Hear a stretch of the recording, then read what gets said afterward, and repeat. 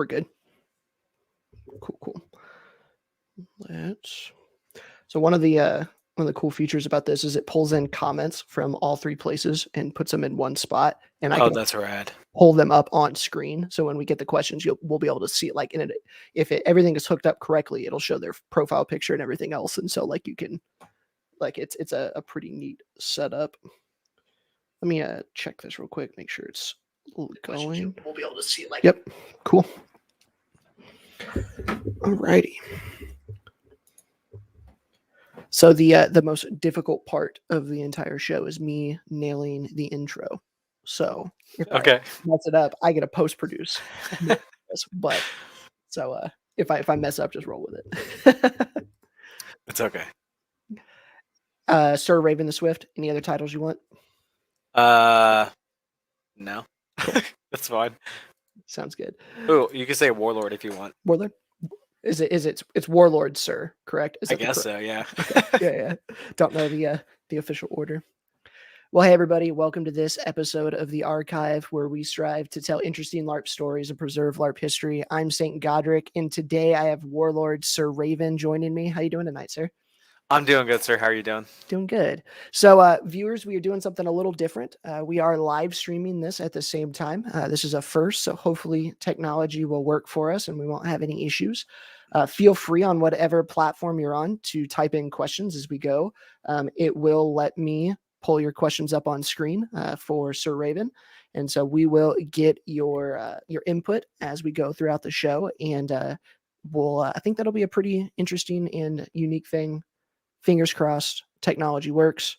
Sir Raven, let's get to it. What got you into LARPing? What was the thing that kind of hooked you into the game? What game was it?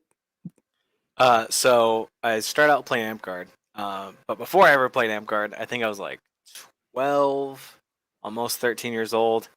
And I was with my buddy skateboarding, and we walked by the local park in Bellefontaine, Ohio. And we saw this guy with a giant warhammer hit this little kid who was precisely 1 year younger than me. He was my brother Xavier. He was 11, and he had this red boogie board shield covered in red fabric. And the guy with the warhammer is actually his dad. And he just overhands, just smashes this kid into the dirt. And it hit his shield first. It didn't hit him. And just smashed him in the dirt. And I was like, this is probably the coolest thing I've ever seen in my life. And I think I had just come off of seeing like Lord of the Rings and like the 13th Warrior. And I was like, I got to do this. And then I just started LARPing after that, pretty much. So Amp Guard was your first. How old were you at the time? Probably 12 or 13, 12 I think. Or 13? Yeah. So any nerdy hobbies before that? Like magic or anything? Like was LARP the first foray into the nerd world for you, or was it a fairly obvious next step? I think that was the first thing I did, and then right around that same time, I also started playing Magic the Gathering and playing the miniatures game Mage Knight. Remember, it's like kind of like HeroClix, but it's a medieval themed version of HeroClix, basically. And I started doing all that about the same time. I think it was right after I saw Lord of the Rings, actually. That's pretty cool. So early park days for you. You said it was the combat that hooked you, and I'm assuming because the Warlord and Sir in front of it, that's what got you to stay. Yeah, pretty much. I mean, I think Amp Guard is really, really, really, really fun. I've played quite a few sports in my life. Like I did skateboarding, I've done snowboarding, I played soccer, stuff like that. And I got hooked really playing Amp Guard because it's just super fun. Our early park days, since we're all like, so our original park, this is kind of fun for context of like the history of the Rising Winds and stuff like that. Our park consisted of a bunch of kids who are anywhere from 13 to like 15. As our park was called the Iron Dragon Clan, and we are known for all playing monks and assassins and throwing projectiles at people because we didn't know how to fight and we couldn't fight adults very well, so we just threw projectiles at them. So our normal park day was like, I think the first time I ever actually played Amp Guard, I showed up to the park like, yeah, show up around noon. And like I was a kid, I'm like, I don't really know what noon is. So I showed up at like 10:30 and just waited for like an hour and a half. It was like noon. I'm like, I don't think anyone's coming. I was like getting ready to leave, and then everyone started showing up in the back of Sir Rigger's uh, blue Chevy truck, and there's like 14 people in the back of his truck, and they all show up to start playing Amp Guard. And Garb wasn't super great back then. I think I showed up in a Kung Fu gi, and Hey, that's better than most first timers. I think I had a sword made out of a table leg. um, Actually, I'm pretty sure it was made out of a table leg. Now I think about it. And our park days were pretty cool. Like we would, I really actually miss our park days just because it was like we would ditch for like 30 to 45 minutes, and then we play our first battle game, and usually that was a quest of some type because we're all Mm. back in the day. Everyone we had the monster manual, and that was really prevalent as a thing that people would do. So people would either start playing monsters or we'd kind of organize some type of adventure or quest or whatever. And we do the quest, and then the quest would get over, and then we do a bunch more ditching, and then we play another battle game, and then we do a bunch more ditching and play another battle game. And for having only played, I think we only played Capture the Flag, and during V6, where everyone had like limited life pools, and it wasn't very fun to play a martial class. We really enjoyed just running around throwing socks at each other, basically. Um, Um, that's one of the things that's kind of interesting because I started in V7 and quests were a regular part of our park days. And then I don't know if it's because of V8 or if that just happened to be around the time. Questing is almost gone. Like the parks that are questing are really pushing for it hard, but it doesn't seem to be as prevalent as what it was in previous editions. I can't quite put my finger on exactly why that may be. Mm, Um, I'm part of it as I think it might be the role that the monarch has taken recently and like how that's evolved over time. Because back in the day, it was if you're your park monarch, you're basically like the DM for the park, mm, and they would organize quests. They would approve whether or not people could play monsters. They would approve whether or not people could, use relics and magic items and stuff like that. And I think it was a general expectation of them that they were kind of responsible for like coming up like, hey, what's the campaign for the next 6 months? mhm. And their parks would do quests and stuff like that. Um, and like Monster Garb wasn't particularly like immaculate back in the day either. People Yeah. just really enjoyed playing monsters. Like, it would be pretty regular that you'd have a new player show up to the park and like, oh yeah, I already saw your rule book and I saw this other rule book. Can I play a hill giant today? Yeah. And for the most part, no one would care. They're like, yeah, you can Yeah. play hill giant or a goblin or whatever. And there would always be like one guy at your park who only played goblin. And maybe that was just a Midwest thing where like people are kind of silly and like playing goblins. But like I talked to Texans down here, and they did the exact same thing. So I'm just gonna kind of guess it's just kind of how Mhm. the position of leadership has changed over time. Well, I think, Um, probably a little bit of the rule book as well, oh because at yeah, least in V7, there were like, what was the spell that someone had to tell you the truth? yeah, And, like, you had a lot of spells that were focused on quests, where in V8, there just aren't any. yeah, and I guess that was supported in the main book, and like it's not like how is now in V8 where there's a particular section of the rulebook for like, hey, this stuff is for Mhm. quests. I mean, things that were related to quests were directly Yeah. in the writing for all the classes, like not just like truth spells and stuff like that, but like if you're playing a wizard, it said it like, here's how you play wizard. You can use here's your weapon list, and it'd be like you can use this buy a short sword, or you can buy an iron golem, or you can buy a fire golem, or an elemental, or something like that. So that was kind of embedded in all the language of V6 and V7. Mhm. So maybe it's just the with the transference of V8 that like people don't think about it as much anymore. Mhm. Um, yeah, I know, when I first started in 2011, we had monthly quests, and I remember like vividly someone being a dragon for the first time and seeing the fly and the wind spells, or the fly ability and the wind spell, and that just blew me away. And then I went to college and I came back and V8 had come out, and then I didn't do a quest except for like night quest at events, but like at a local level, I didn't really see it too much. But now it seems to be kind of a resurgence. I've seen a few parks put some emphasis, like we're doing it once a month. I've seen a couple of other events that are popping up that are specifically 100% quest driven, and I like that. I think that it's cool to see it kind of come back to that. yeah. One thing that kind of sucks about the current environment with V8 and how like people don't really do quests anymore because quests were almost emphasized in V7. Like Mm, it was almost a regular thing.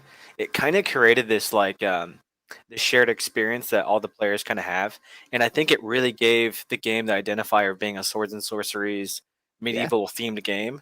And now it's kind of like it could be whatever you want, which is kind of honestly kind of shitty for a game. yeah. But um, but I don't know. Maybe another component is like V7 and V6. I think were played for like 25 years or something like that, and then V8 came out and was pretty different. And I Hmm. think maybe that just changed the way it was structured. Players were like, "Yeah, let's be more Yeah. like PvP oriented." Well, I think this goes back. One of the main shifts from V7 to V8 were just the life differences, the 5 lives compared to unlimited lives. And I think that the limited lives plays more into questing just because your lives matter. And now on the other side, I love unlimited lives for large scale battle games. Like I love that compared at events compared to like only having 4 lives as a wizard or whatever it used to be. But there's definitely a difference. Like you play the game differently if you have limited lives. Yeah, I actually think that that specific difference plays an actual larger role in the development of players than we think it does. Hmm. I know um, Tony and I had talked about this as soon as V8 came out. It was like me, Tony, Smurf. Or it was actually after the first Phoenix League tournament in Columbus. We're at a Chipotle afterwards, and we're talking about why people are bad at team fighting. And one of the things that seriously, like, we are talking about one of the things was that going from if you're playing a barbarian, you actually started out with 3 lives instead of 4 because you had -1 life because you got berserk. Starting out with 3 lives means you only got to play for 3 times in that battle game, and you actually had to use teamwork to survive and do other Hmm. things. And you had to use teamwork to complete an objective because if you just went out 1-on-1, eventually you'd be shattered. And your team would eventually lose. Yeah. Now in V8, I mean, we have unlimited lives for most of the game designs, and that's kind of better for like a game, like a game being like football or Yep. lacrosse or actual like mundane games, right? Having unlimited lives is better for that, but I don't know if it creates a better shared experience. I don't Mm. know. And like if I was thinking about like other types of games that we play in the mundane world, like shooters, adventure games, anything like that, you pretty much have unlimited lives so that the so mundane people can engage in Amp Guard a little bit easier. But man, having 5 lives, like even newbies when they came to the field, like I saw my class gets three Yeah. lives a day. I'm gonna team up with some people, and that actually kind of Hmm. immediately brought that person into your community and just made it easier for them to integrate themselves. Um, For sure. And I think part of the issue, people identified the lives were an issue and the timers on spells were an issue. So they went away with both of them. And I feel yeah, like maybe they just went a little too far. Because I understand ice ball being dead for 5 minutes or being out of game for 5 minutes long enough to smoke a cigarette. was rough. Yeah, But I do like when I watch some of the Euro LARP videos on YouTube or I see other different games and different systems, and they're like, when my character dies, it is a huge deal. I have put 2 years into this character, and if I die once, I have to like it rocks their world. And then I compare that to Amp where I die 50 times a day. yeah, Like I am gonna be more invested in that character if when I die I am forced to create a new character, new persona, new costume, new everything. yeah. So it's interesting to see the differences there. I guess also one thing about char- going back to character deaths, I remember specifically in V6, V7 when we had the monsters thing. I remember we would role play it pretty often, even at Kingdom events, where like your character when you played like a battle game wasn't quite your character. It was like I'm a 6th level scout, but when you did quests, like for example, I'm not a 6th level scout anymore. I'm Raven the Swift, the 6th level ranger scout, right? And actually, certain monsters would if I got shattered by a vampire, by the quest Mm, rules, I'm now a vampire, right? So then I actually take that on as my character, yeah, and that carries on to like other quests and stuff like that. So yeah. like that kind of also creates this contiguous character development, and it's just something we completely lack. Like even if you had a quest right now, like you wouldn't take anything from that quest, Mm, and that's just another form of battle game to most players. Like yeah. trying to explain to players where I'm like, yeah, back in the day, I was a 6th level scout. I was a drow, I was a vampire and a werewolf at the same time.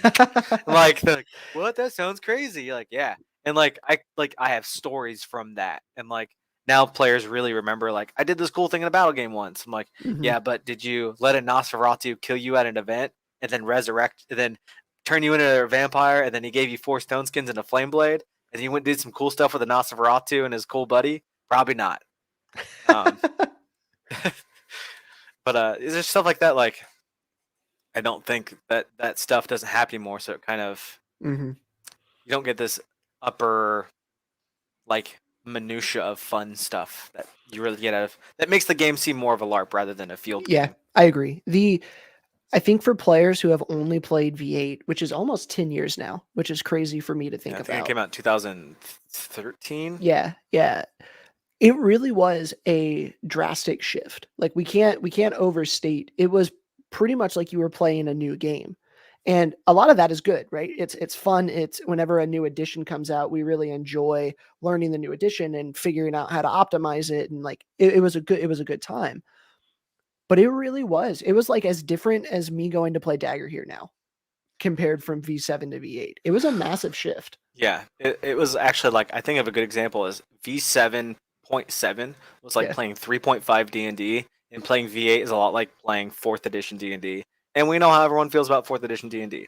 And they came out pretty much the same time too. Like roughly, it was, and I feel like a lot of the same mentality went into both making it more accessible to a wider audience, making it to where it's, I don't want to call it dumbed down because our rule book is still hyper, like overly complicated in certain Yeah. things. But they took away a lot of stuff and added a lot of stuff. And there's a bunch in V8 I love and I hope sticks around. But Yeah. I do hope they bring back the life count and some of the other stuff from V7. So I think so when V8 came out, I was a part of the playtesting thing for that, and I think Mm, Columbus, the park I played at the time, was or no, I was at VTR, Valley of the Twin Rivers in Springfield. We were the first park in the kingdom to actually start playtesting it because I'm like, hey guys, let's playtest this stuff. Um, and what's my train of thought? And so basically, the game was designed from the way that Western Amtgard played Amtgard and mm, not the way Eastern Amtgard played Amtgard. Like I would say, Tal'Dagor, the Rising Winds, Crystal Groves, and Goldenvale play the game completely differently than the way mm, the Western Amtgard played the game. A lot of that just has to do with kind of like the older culture.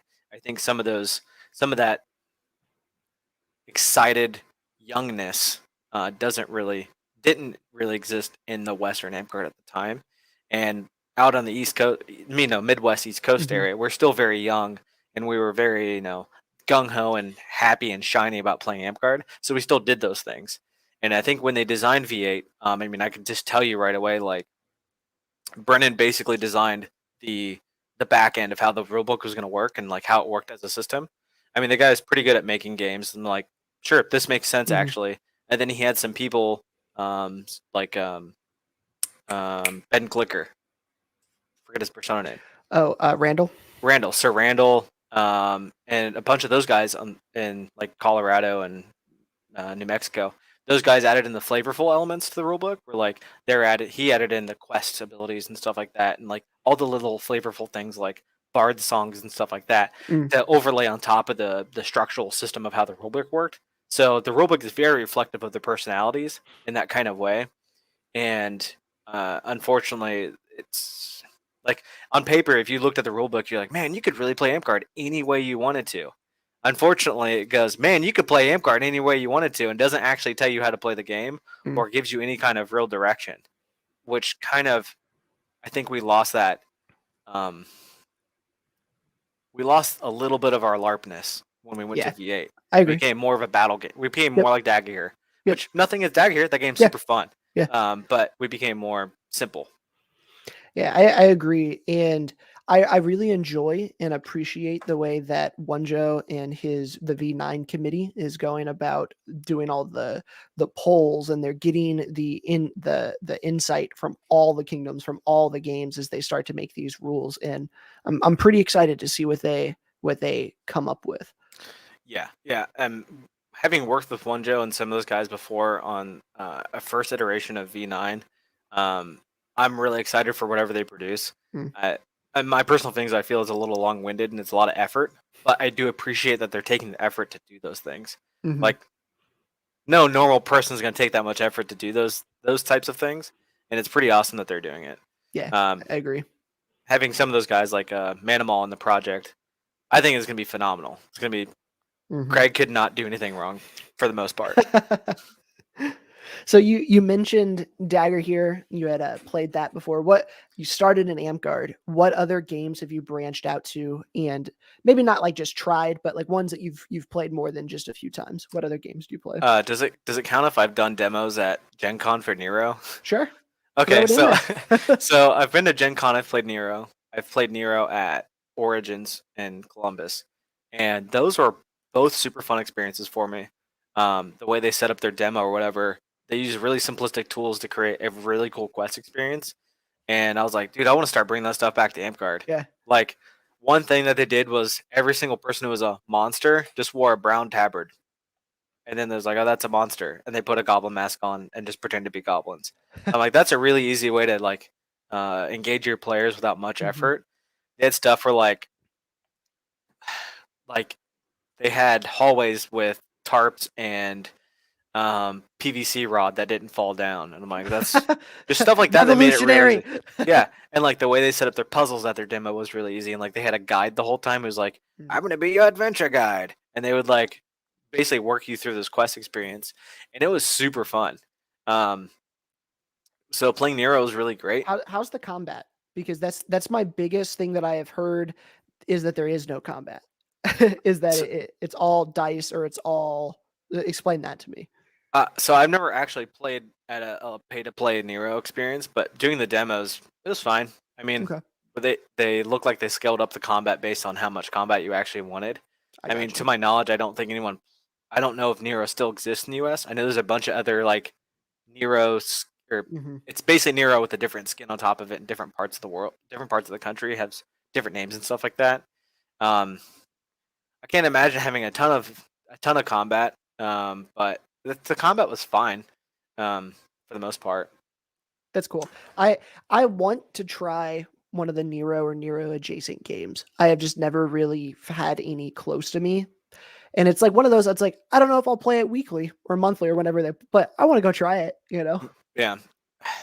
So so I work with someone who, um, my boss at the Combat Academy is Shannon Lind, and they own Dystopia Rising Texas. Mm, And I talked to them a lot about creating like player experiences and stuff like that.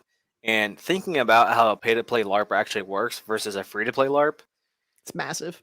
if I was like, man, I'm gonna go to a pay to play LARP, and I was gonna actually spend my time, which is time's different, has a different value to everybody, but like if you really value your time, like that's basically going on vacation. I Mhm. don't think I'd actually go to Nero. I'd probably go to what's it called, Beakeleen Beakeline. up in Canada. I'm Beakeline like, I'm looks there. sick. Like Yeah, I would almost like I've been trying for years to convince my wife to just to let Beakeline be our vacation. Like she doesn't even got to go and play. Like we're gonna get a medieval, like a real legit tent, and we are gonna be in this village for 10 days. Like that's our vacation. She hasn't let yeah. me do it yet, but we'll get Even there. even something along the lines of like going to Rakkus or Mm, Golf War or something like that. I think that actually is a better. It's a free to play LARP basically, but that creates a better experience I think than probably Nero probably does. mm, Just because it's player investment. Like everyone who's going to Beakling's like, this is basically like going to Disney World for me. So yeah, I'm going to spend yeah. 10 grand on this vacation. And everyone there is kind of imbibing in this, participating in this experience.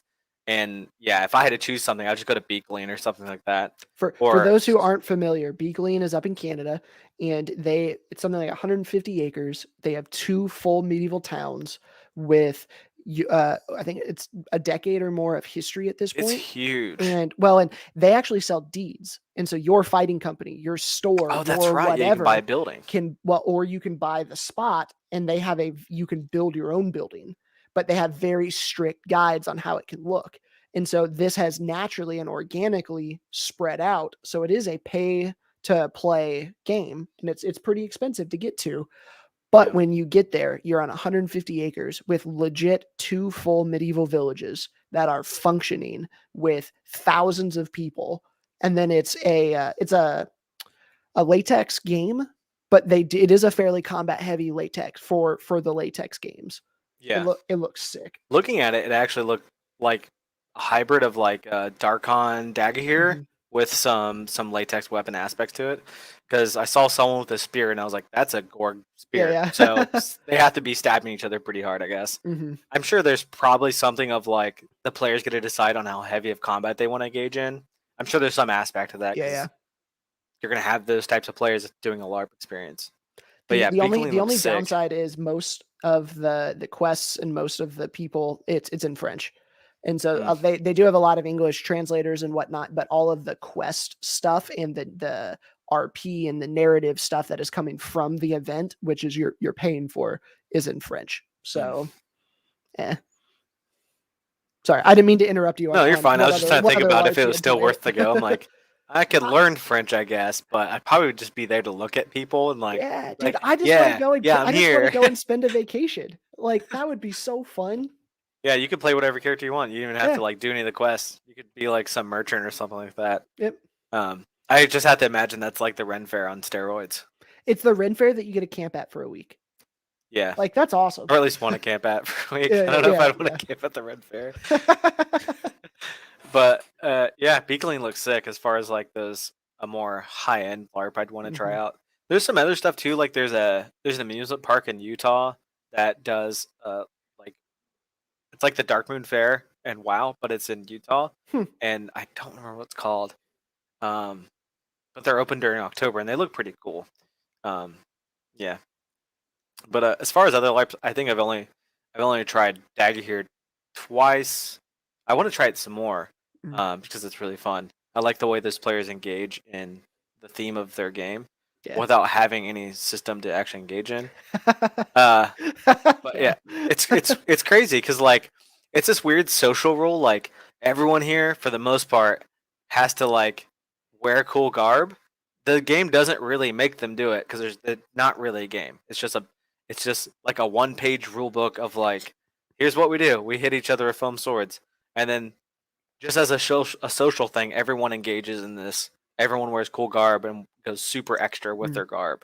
One of the things I like about the DAG rulebook, they actually have 3 pictures in their rulebook of what garb standards are. And so they have a not acceptable, a minimum, and a preferred in their rulebook. Oh, I didn't know that. And I like that because it gives players a visual. Because in our rulebook, it's what is it? What's the wording? Sword and sorcery. So like it. So a while ago, I was talking to I think it might have been Randall. It might have been the other guy who plays a ranger, who's from Utah. I was talking to them about like garb in Amp-Guard. I'm like, hey, do you guys know you guys didn't mention anywhere in the rulebook that you have to wear garb except for in classes? Like, no, it's somewhere else, surely. And I'm like, no, just like classes. It says every single class says you have to dress like a sword and sorceries / medieval character. But like, it's not in the beginning of the book where it shows you how to play Amp-Guard. It's like, 50 pages in the rulebook where it tells you, and it doesn't even describe what that is. Yeah, they don't give you any examples of what that is. Yeah, I think it was an oversight, hoping that players would take, the best. This is the intention of this rule, and just have hoping that players would assume that's what it meant. But really, you kind of need like a more codified thing of what that actually is. I do agree with your point though, with that DAG has such. The culture of Dagger here is in Belgar to an extent is shaped in a way that is not rulebook centric, which is really interesting coming from Amp-Guard, which our culture is very rulebook centric. And so, for instance, they don't have the ladder awards to help promote the things that they want to see. But yet I would say their average garb is significantly better than Amp-Guard's, even though they don't have the Serpent Knights. They don't have the ladder awards. Like, it's a super interesting dynamic. Yeah, even stuff like their knighthood has no codified thing to what that is. It's like, well, my knight said I had to do this stuff, so he would knight me. And it's generally the same stuff. Like, give back to the game in a meaningful way. And then like any Dagger here knight that I meet, I'm like, that dude would be a good knight in Amp-Guard for the most part. Like, they may not be achieving the same things on a masterhood level, perhaps, maybe. But they are contributing back to the community in a meaningful way, and the community still recognizes them the same way that they would before. So there's some really cool things I like about Dagger here. Like the first time I heard that there was a Brotherhood of the Blade, the guys who used red swords, I was like, that's the coolest thing I've ever heard in my life. And I was like, yeah, we get together at Ragnarok every year and we have a trial to see who's going to be the leader of our thing or whatever. And I'm like, that's way cooler than anything I've ever experienced at Amcard as far as like a household thing. Yeah. Even that's even deeper than almost any fighting company that I've ever seen in Amcard doesn't do that. Unfortunately. The Dragoons in Indianapolis, so their trial is the person has to fight a baby dragon, which is one person, and then like the wormling, which is a sword and a shield, and then they have to fight the full grown dragon, which is like, I don't know, 4 people with one with a pole, 2 shields, and a flow or whatever.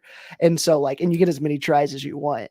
But like to get into their company, they have this big long, and it's this thing because like we go and I'm not a part of them, but we're at O's every year. They're like, all right, Dragoon trials are going to be in an hour, and like literally the whole group or the whole event goes and circles up around their camp and just watches these guys slay the dragons for 2 hours. Like it's pretty cool.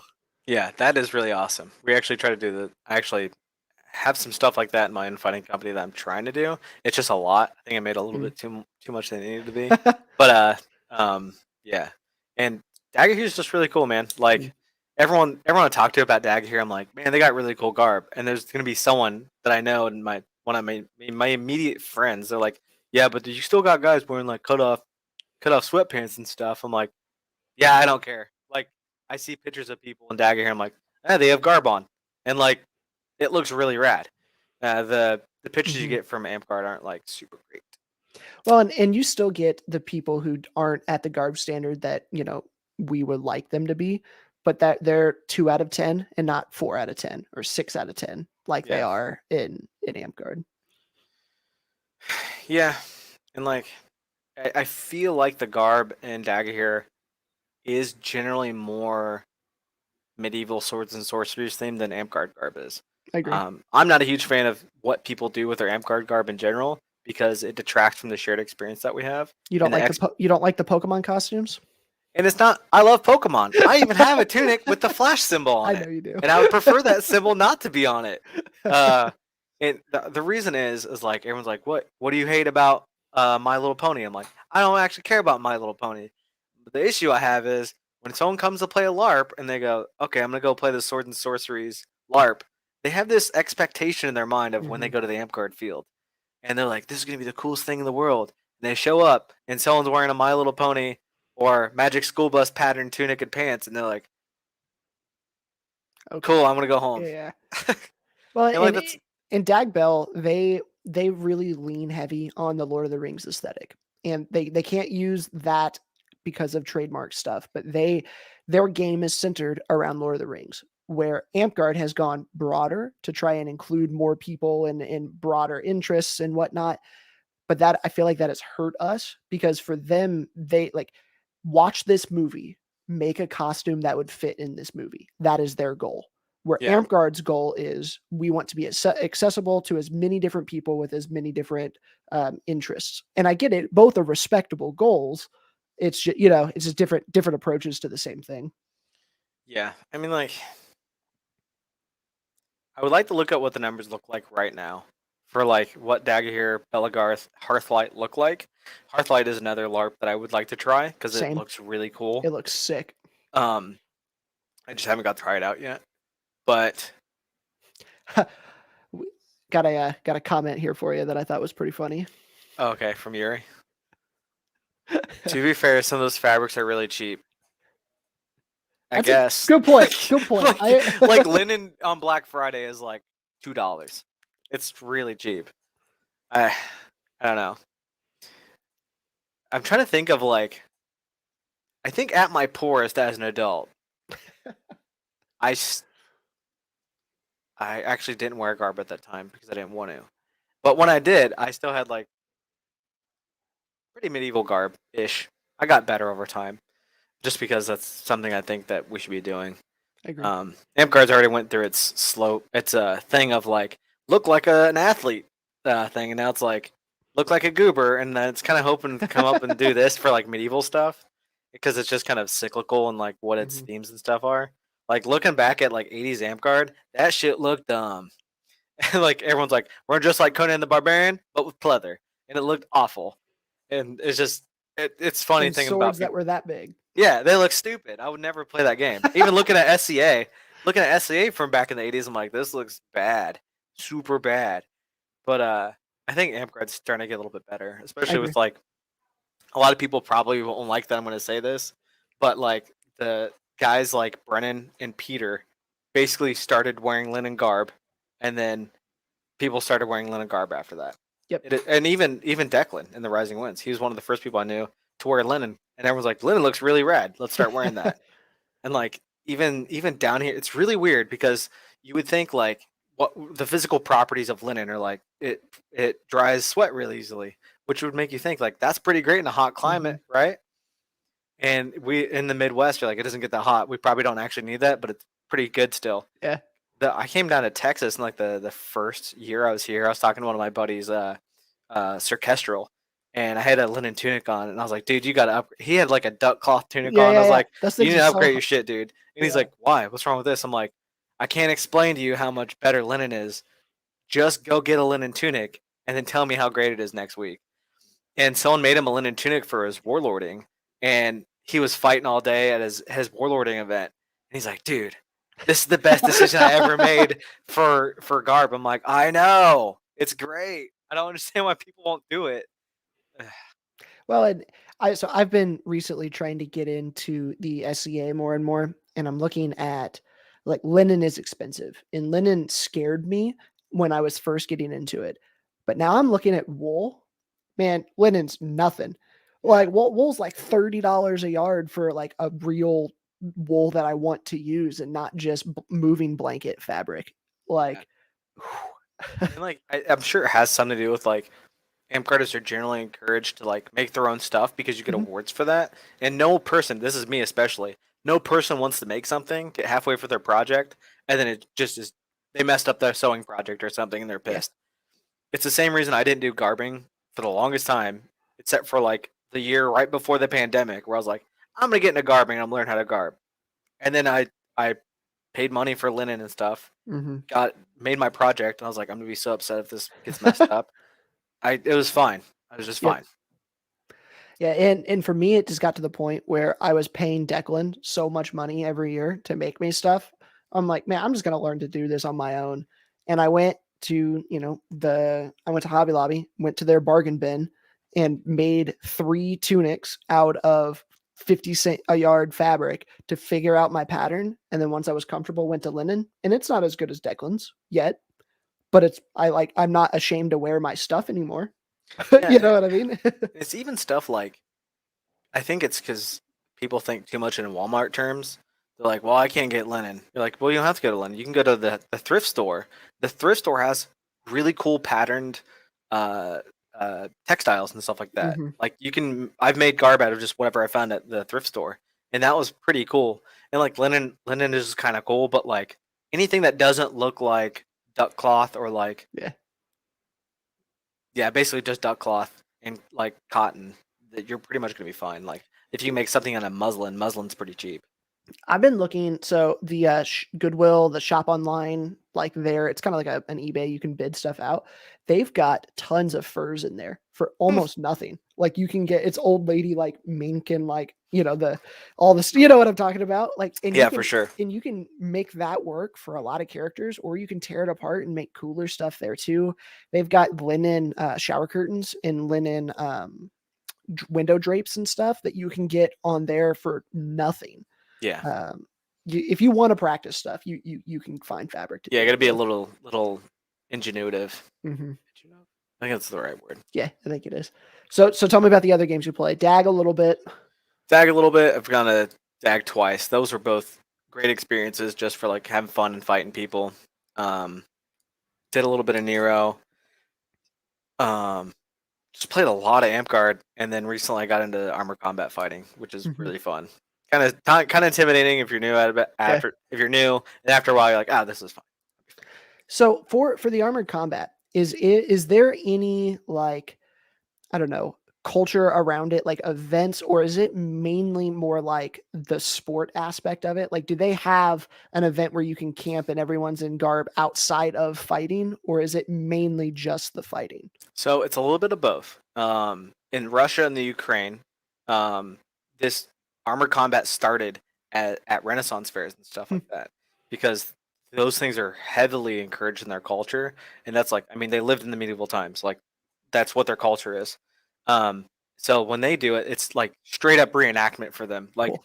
they're very legit about the armor they wear. They when they're adding a thing, it's because it started at Renaissance fairs. Everyone had, made garb and stuff like Hmm. that. So there's a little bit of a LARP element to it that a lot of people who do the sport like, I don't LARP, and you're like, but you kind of do. Um, Yeah. for them, it's very much like they do reenactment and stuff like that, and then a lot of guys actually in Europe, a lot of them do LARPing and went from LARPing to armored combat Mm, because they wanted to experience that more realistically.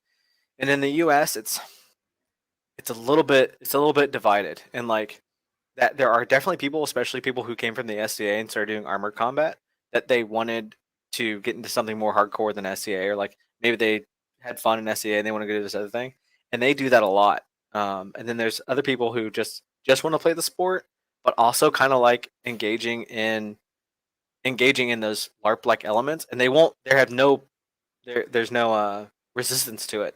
If mm. you're like, hey guys, we're having a demo at this Ren fair. Everyone's encouraged to wear garb afterwards. A lot of people are like, cool, got it, and they just buy garb. They're Yeah. like, this is really fun for me because they are engaging in that fun. For them, they're at the Ren fair. They're like, I love Hmm. the Ren fair. Yeah. They're Yeah. just doing it. Um, as far as like events and stuff, I'd say about half the events. Well, the events are kind of broken up like this. You will probably do a most people or groups do demos at Ren fairs. A lot of them do. Like there's a group, the Cincinnati Barbarians, the Marion. There's a Marion team in Ohio, the Louisville team.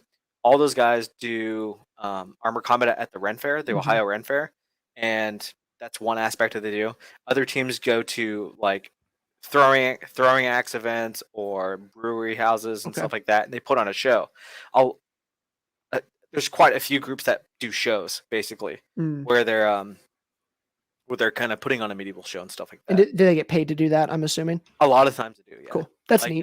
That's and cool. so I don't want to get too off track, but like an Yeah. Yeah. example was we were gonna have Posty Fest down here in um, um, Dallas, and Posty Fest is Post Malone, the guy, Yeah. and they were gonna pay us to come wear armor and pay us like $800 for like 12 hours of work to walk around in armor. Unfortunately, I didn't have it because of COVID, which kind of sucks. Um, but there's been stuff around Dallas where like we got paid to go instruct some middle schoolers and like what medieval, because they had like a block, like a 3-month block where they learned about medieval history. So they paid us to come out and teach them Cool. about sword fighting and Yeah. Yeah. stuff. Yeah. It was That's rad. neat. That's It so was cool. super rad. Like we let the kids punch us and stuff with our gear on. It was so fun. We've done stuff like we did a demo at a European restaurant up in Grapevine, and that was super fun. It's a Polish restaurant, and then so that's another factor of like people who put on shows. And then the third type of event is like if you're going to like a nationals event, or you're going to um, international qualifier. That's very sports centric. Where like Mm, you're not gonna really see anyone walking around in garb. They're like, I have my athletic wear on and I put my armor on top of it. I gotcha. But when they when like they go into the list, you have to be in medieval clothing. That's Hmm. what you have to do. And like depending on which league you compete in, they have more or less stringent rules on what you can wear. Um, AC, the basically it's the IMCF is the one of the big ones. It's not the biggest one. The IMCF says you have to look medieval at a glance of like 30 feet. So your armor has to look pretty medieval, but Yeah. like if it was slightly off, they're not going to penalize you for it. Hmm. You can wear, I think you don't have to wear medieval footwear. You might have to. I don't really remember. But you don't have to, like, your kit doesn't have to match time periods or anything like that. Okay. HMB, which is the biggest game or the biggest federation, historical medieval battles. They are the organization that puts on Battle of the Nations. They also Mm, organize the most events and competitive environment in the world. they are very strict, well, pretty strict about what their armor regulations are. Your armor has to match within 50 years of what it Hmm. is. So if That's I cool. can't wear like I can't wear Wimbledon Brigandine with Gothic gauntlets. You just can't. Um, and if your kit doesn't match, you basically have to wear your tabard has to cover it up. Mm, So if I was wearing like a Wimbledon Brigandine with like some more articulated maybe Gothic arms, and I had a Gothic helmet, and I'd have to wear my tabard over my brig, and it cannot be seen at mm, all. Um, hmm. the materials are not really stringent on. You can wear titanium or steel, Okay. and you're allowed to wear modern protection underneath your armor and Yeah, stuff yeah, like yeah. that. That's how SCA is like that too. You can wear whatever you want underneath. Yeah, because it's just safer. Hmm. I wouldn't wear any helmet you basically order online. You have to repad yourself because it's basically couch cushion inside of fabric, and like, oh, you'll just die in that. Um, so so yeah, those are kind of like the vectors of like they have Renaissance demos, they have business demos, and then they have like competitive events, and those are just kind of have different rules. Um, That's pretty yeah, cool. Where depends on where what. Go ahead. where does Boohurt fit in all that? So Buhurt is armored combat. Hmm. Buhurt is the historical name for um, the melee simulation Okay. thing that we're doing. So it doesn't matter if it's 3v3s, 5v5s, 10 on 10, 20 on 20, 150 on 150. The sport is called Buhurt. Um, as to like Buhurt is football Mm, basically, I but there's gotcha. different football leagues I and gotcha. whatever. It's really weird. Like most people colloquially know Armor Combat as like in the U.S. as like Armor Combat League, Yeah. but it's actually like two or three different organizations, and the actual correct term is just to call it Buhurt. Okay. Just because I know we have a local group that call themselves Boohurt, and they travel up to the Ren Fair. They're in Lexington, but they go to the Ohio one, and they come out and do stuff with the local dad groups. They have their practices pretty much next to each other, and there's a I can lot see of that, yeah. a lot of cross pollination. It's a pretty cool relationship. But I didn't know if there was a difference between ACL and Boohurt, or if they're pretty Mm-mm. much the same. Yep, they're all the same. So if you were to compete in like armor combat sports as a broad term, Hmm. you would compete in duels, you could compete in pro fights, you could compete in Buhurt, and plate. I think plate is a separate category. Mm. So they have like plate duels and they have plate Buhurt and stuff like that, where everyone has to wear plate mail because they're just gonna stab. Um, but yeah, Buhurt is just the sport name. I gotcha. It's not a very like marketable name. It sounds kind of goofy, but if you're ever looking anything up about armored combat, it would be just look It up pops up Buhurt. there. Yeah. How did you find that your skills that you had from Amp how did that transfer into the armored combat stuff? Was it similar, or do you have to completely throw it all out and then relearn something new? So it depends. Buhurt is a lot more like battle gaming than it is sword fighting. And I'm pretty good at battle gaming. So, the things that are transferable into Buhurt are really easy. Like people are, it's just like if a newbie came to Amp and they're like, I don't know how to do any of this crap. It's kind of the same way. Like it doesn't matter if someone's like, you can't generally assume that based on someone's physical condition, like, oh, this guy's gonna be good at Buhurt because they might just be kind of ignorant about how to play field sports Mm, unless they did a field sport. I guess just to say Buhurt is closer to a field sport than it is one-on-one competitions. So my one-on-one stuff isn't as transferable um, to Buhurt as my battle gaming experiences. that makes sense. And I've done besides Amp I mean, I played soccer and stuff like that, so I understand how like field combat generally works. And to be humble, but the transfer to Buhurt's pretty real. Like pump faking somebody to like get them to go one direction. You actually flank their guy, then get behind them, and then they're gonna run around to this other thing.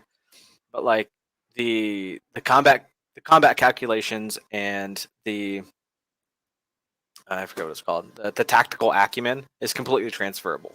So Hmm. like when we do fives, we have 8 guys, and usually come out in some type of 5-man formation. Our team runs a 2-1-2, which is 2 guys on the rail, 1 guy in the center, and 2 guys on the other rail, because you fight inside of a list square.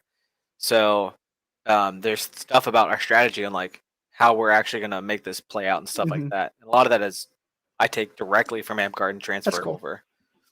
over, which is really fun.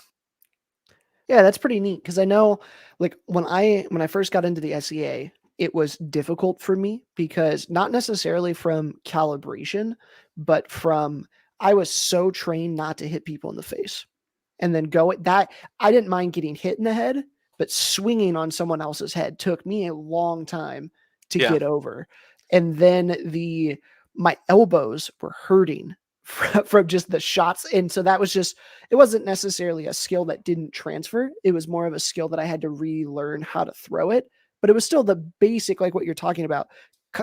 When you're on a field, Amp Guard transfers to Dagger Hero, which transfers to SEA. When you have 100 on 100, those games are pretty much the same. It's just in Amp Guard, you got more people yelling and screaming at you. Yeah, and then like in Amp Guard, you get more reps, right? Like we can play a battle game a million times or ditch a million Yeah. times, and you'd probably get if I ditched for like an hour, I would probably get more reps in line battling than I would than an armor combat probably person gets an entire year. Just Wow. because they can't fight that much. Like Yeah, you I can't. get that. I get that. And maybe on a good day, like depending on your practice, is pretty solid. Like, Yeah. yeah, man, we did 12 rounds, and you're like, that's not much. That is like literally 12 minutes in Amp Guard. So it's like you get a ton of reps from just doing Amp Guard. As far as playing Amp Guard for a long time, don't hit people in the face, don't hurt people. So in Boo Hurt, you're like, hit that guy in the face and hurt him, and I'm like, I don't feel really comfortable about doing that, and that is taking me a long time. Explain how you win in Armored Combat for Okay, those who haven't seen so it. in Boo Hurt, you have 2 win conditions. Well, 1 win condition really. You put all the guys on the ground. You put your guy on the ground. Hopefully your teammates do the exact same thing. But really, they need to make 3 points of contact on the ground, and that's it. And the way that happens is you knock them over, you grapple them to the ground, or you hit them so hard they want to quit, and they go, "I yield," and they sit down. And that type of interaction is very, I would classify as being intimate, right? Like I'm gonna hurt this guy. He knows I'm gonna hurt him, and that's really weird to me because I'm like in Amp Guard, we're fighting with a foam sword. I'm not touching you. I'm not grabbing you. I'm not like doing this behavior that I just have never done. Like for learning grappling, I'm like, I don't like this. This is really weird. I don't want to hurt. I don't want to pull someone too hard and throw them. It's just not something I was comfortable with doing. And in Boo Hurt, I could think of a good example. It took me a long time to like want to hit someone hard enough to where they went on the ground. Because for the most part I wouldn't. I just like try to get behind them and shove them over. Yeah. I'm like, okay, that was cool. But now like if my buddy's holding somebody's like, hit him in the knee, and I'm like, I guess so. I don't want to. And only recently, like I've been doing armor combat for 2 years. Only recently I was like, okay, I got my competitive brain has finally overridden my soft mundane personality where I'm like, don't mess that guy up because sports. I'm like, okay. Like two fun examples. We're at nationals this year in Reno, and it was like I think our guy we had 5 up and they had 2 up, and the ref was trying to call it. The ref calls it if it's a 3-on-1. And we had 5 up and 2 up, so it wasn't a 3-on-1. So the ref is trying to call it. I'm like, hold on. I was like, they still got 1 guy up, and I run over, and my buddy's holding him. I'm like, hey, I'm here to tell my teammate that I'm there. And I run up, I have a 2-handed axe. I'm like running up, and the guy's kind of like bent over, like my teammate has his arm over him. He's bent over like this. I was like, hey, buddy, I need you to go down. And I gave him like like a second, maybe a second. And he's like, what? And I immediately just hit him in the knee with my 2-handed axe. And he goes, oh shit, and just fell over. I didn't feel bad about it at all. So well, like, it's one of those things. If everybody is walking onto the field with the same expectation, it's from an Amp Guard perspective, you might cringe at that. But there are people from Nero or from some of the lighter touch games who look at what Amp Guard and DAG does, and they cringe at what we do. It's about it's if everyone is walking onto the field with the same intent and willing to dish out and willing to receive, it's all good. And it's actually a really cool thing about the sport in general. Is like you get this instant camaraderie of like, I go in the field against some guys who are really good. I fully expect them to mess me up, and they fully expect me to mess them up. And after the match is over, everyone's high fives and like, good game, woo! Unless someone like actually gets hurt from a legal thing, then for the most part, everyone is like, everyone's just engaging in this experience that's kind of crazy together. Yeah. And there's a lot of camaraderie, and there's a lot of, at least for my end, there's a lot of responsibility on my part of like don't be a butthole to somebody because you could actually injure them. Like you want to hurt Yeah. somebody but not injure them. And even hitting someone in the knee, I'm like, I don't want to do that. But like hitting him in the correct way in the knee was like no chance. There's an example, like you don't in armor combat. So as the rules, you cannot strike people in the neck. Okay. You cannot strike them behind the knees. You cannot strike them in the elbows, like Okay. the exposed part of the crook of my arm. Um, and that's pretty much it. Like you also can't intentionally remove someone's armor. Fair. So Fair. yeah, because you don't want to like remove someone's armor and they get hurt or something like that. But like accidents happen sometimes. Like there's a thing like just like in SCA, it's called gapping, where I'm trying to hit you between the gaps of your armor. Yep. In a lot of competitions, for the most part, you're like, hey, we're going friendly today. You know, don't intentionally try to gap someone. Don't try to hurt them or whatever. If they're going down, let them go down or whatever. But if you're at a competition like a nationals, one of the nationals this year was like, hey, don't gap. Like try to avoid it as much as you can. Give that person a warning, like, hey, I'm here. You need to go down. If they ignore you, sure, I guess gap them. But be polite. Be a good sportsman about it. We're like, all right. And then the other nationals this year were like, yeah, there's no rules in that. Feel free to gap the crap out of them if you want. Which is my SCA armor right above my knee has a gap before the armor kicks in going up, like up my leg. Oof, man, when you get hit like in that soft spot, just right there, Yeah. not fun. Not fun. And there's some stuff where like, depending on how good you are at like avoiding damage or blocking or just mitigating damage, you can go more or less heavy on your type of equipment you wear. There's plenty of people who are like, I wear an all steel kit, it weighs 80 pounds. I'm like, that's cool. I wear titanium, it weighs 47 pounds. Yeah. And like it's just a different type of thing. Mhm. Like when you're like feeling vulnerable in armor, like almost no armor. There's one guy who makes a harness for this, but almost no one wears ass protection. My deepest fear is being unaware, someone coming behind me and chopping me super hard in the butt cheek with a two-handed axe. I'll just die. I'm like, oh god, this sucks. You wouldn't be able to sit for No, it'd literally. be You wouldn't be able to awful. It'd sit. be Yeah. awful. And like that's a huge thing. Like armor coverage, you want your armor to cover you pretty good. And like you just use armor depending on your comfortability with it all. I remember a couple of years back having conversations with you about armor and amp guard and how so unfunctional most amp guard armor was. When you're talking about, so coming from a game where armor plays a very large part in your physical safety compared to amp guard, which it kind of does, but not really, right? You're not going to get hurt with a like when you say that the amp guard armor oftentimes isn't functional. Do you remember, I guess, first off, do you remember that conversation? And then two, can you give me some examples of the difference between the games and the armor? Okay, so since starting armor combat, I actually had to learn about like how a gambeson works on your body, how armor generally functions on your body. Like your body moves around and does different stuff and changes lengths depending on like the position of your arms, your legs, or your torso. So it needs to be able to move and collapse on itself and do these other things. As an example, like if I was wearing non-articulating upper thigh armor, when I raise my leg, the leg armor shifts up because I'm shortening the length of my leg, and it kind of like bites into your hip, right? Or if I'm wearing chest armor that doesn't bend, chest armor that doesn't do this, you're like, that's yeah. stupid. That doesn't even work. Same thing for pauldrons. That like I can do this. I can reach behind my head in my armor. That's what you want to be able to do. You want to be able to move in it, and like amp guard armor specific. Well, dagger armor does it too, but I don't want to pick on amp guard too much. Amp guard armor is not armor. It's just not. Like you could say like, oh, this looks like greaves or whatever, and you're like, no, it doesn't. That's just a leather tube. You just think that because you watch shitty '80s like Conan movies. Conan, yeah.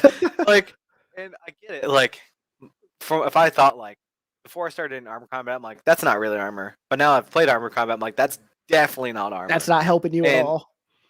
And it's frustrating because when I come to amp guard, I want to think that people are actually wearing armor, but because I know it's not actually armor, I'm like, it just kind of throws away the experience for me.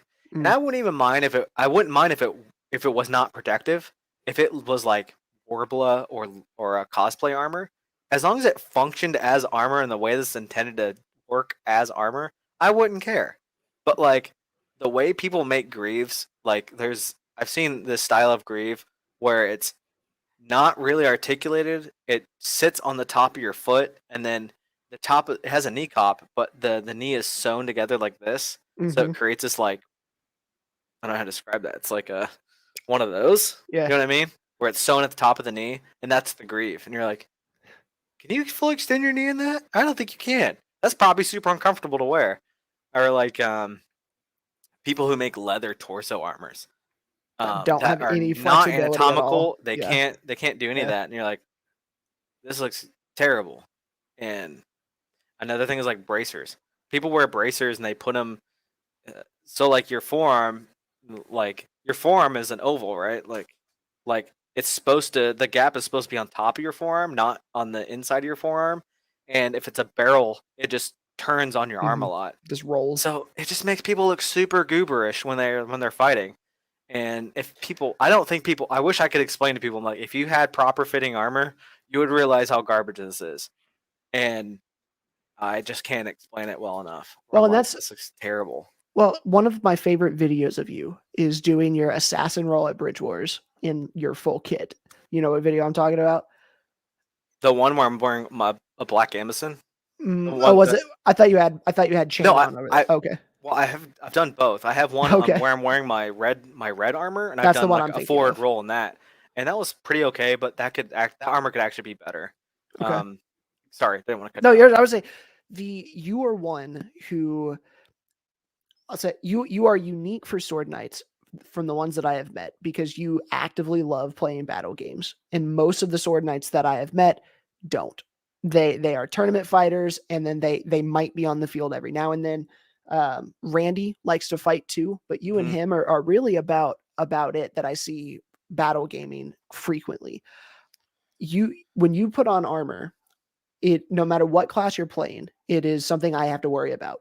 Not on I the other appreciate side. Yeah, that. yeah. Not only because you're obviously a great stick, but when you're playing assassin, when you're playing warrior, when it doesn't matter what you're putting on, you move in armor better than most people.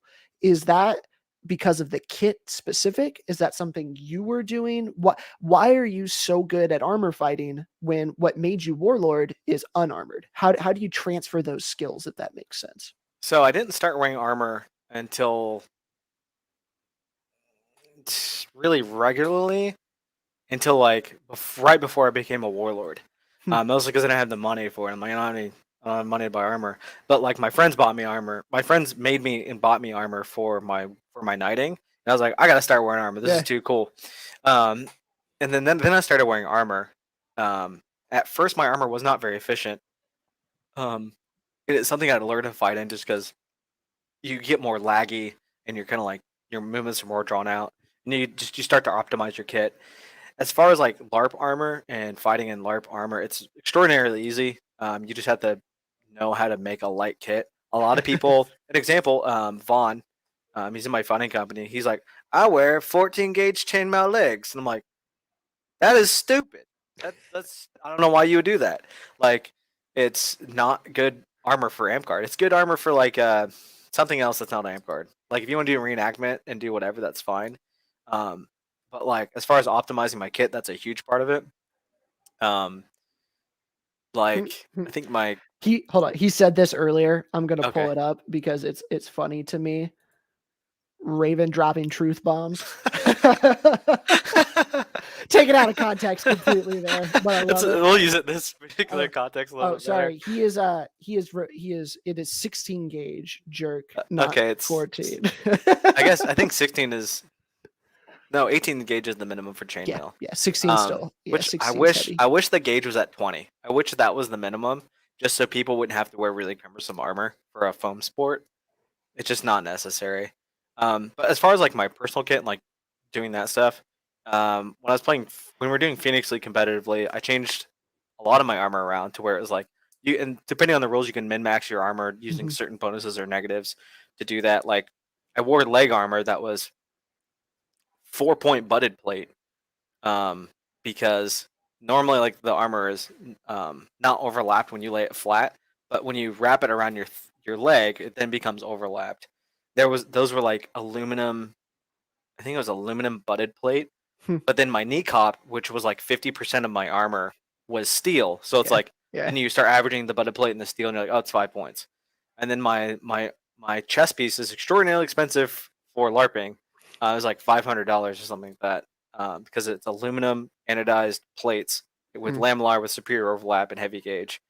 And then I had in the rule book it says you can wear a chainmail as a gambeson, and most people buy riveted aluminum chainmail. I bought a shark mail shirt, and then I love shark mail. put steel plates over it, which increases its higher ratio. It's not a one Hmm. point anymore; it's three.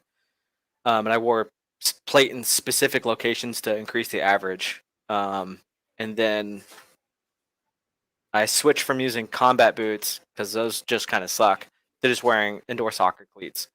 Mm. And then as far as like fighting in it, um, I actually trying to kind of had to change the way I fight in general to learn how to fight in armor better. A lot of things. I was actually gonna make a video about this, about fighting in armor. A lot of people, when they fight in armor, they do all these types of shots that they do when they do one-on-one fighting. So like a lot of people like do like these really deep like reverse wraps and like these really dexterous Hmm. movements of like that's not a natural position to get into, but you can do it like once, right? But unfortunately, we're fighting in armor. I need to hit you more than once. I need to hit you like Mm. upwards of 7 times. So I started adopting a different fighting style for that. A lot of that came from like reading Book of the Five Rings and studying boxing and stuff like that. Where like especially in boxing, the goal is literally to hit the person as much as possible. So like I changed my fighting style to be like a really in boxing be called out fighting, where you're fighting at range and like picking at the closest thing to you, and to being really up close with people. Mm. Like the difference of like you might do tournament fighting, we're like, oh, we're gonna try all this range control and like do all this misdirection and feints and stuff. And when I wear armor, if I'm playing warrior, I'm like, I have 6 points of armor, Yeah. and whatever Yeah. you're playing, I don't care. I'm just gonna run up to you because you can't kill me fast enough. I'm gonna smash your sword out of the way and hit you with both my swords really quickly, and then turn and go kill someone else. So a lot of it is just literally that, just smashing their sword out of the way and then hitting them a bunch. Um, as far as like doing all like the fancy stuff in armor, my kit's extraordinarily light. I think my chest piece is 5 pounds. I think it might be 4.5 pounds, and then the total of my kit can fit in a small luggage bag. Mm. And my Boo Hurt kit fits in a large luggage bag and a small luggage bag. So, so my armor is pretty light, and that just allows me to fight in a really efficient Mm. way. That's not super bad. I also have a specific conditioning program for that stuff to like make me Hmm. better at like running around the field a lot. Well, Um, that's what I was going to say is because of the other games that you play, your physical conditioning probably lets you run in amp guard armor all day long. Pretty And much. and Madness is kind of the same way. He does a lot of the heavy man, the strong man stuff, and he's getting his extra amp guard stuff is now when he fights in armor, he can just run way longer than what most people can in our game because they don't have the physical conditioning. And so take it from not Warlord Godric here. If you want to get good at armored fighting, you need to get good in good physical condition outside of amp guard. And then that will translate more than what most other things will. Well, to be honest, you can get in good physical health from just playing amp guard. It's Mhm. just you have to play amp guard differently. Like one little thing I like doing that people probably don't frown upon this. I'm just gonna let you on a hilarious secret. When I was champion of my park in 2014, I was a champion of Blackfire Pass. I was like, man, my friends are getting really big. I need to help my friends out. So what I did was I organized all the games in such a way that made them run back and forth towards the objectives every single week, every single Sunday. I'm like, and then I would design like the park day to be like, we're gonna play battle games for 4 hours. It'd be like, we play a battle game for 30 minutes. You get a 10-minute break. We do ditching, and then we go ditching and do another battle game. And my goal is like, I'm always gonna like. My goal was when I was champion. I'm like, okay, we're gonna play 3 battle games a day.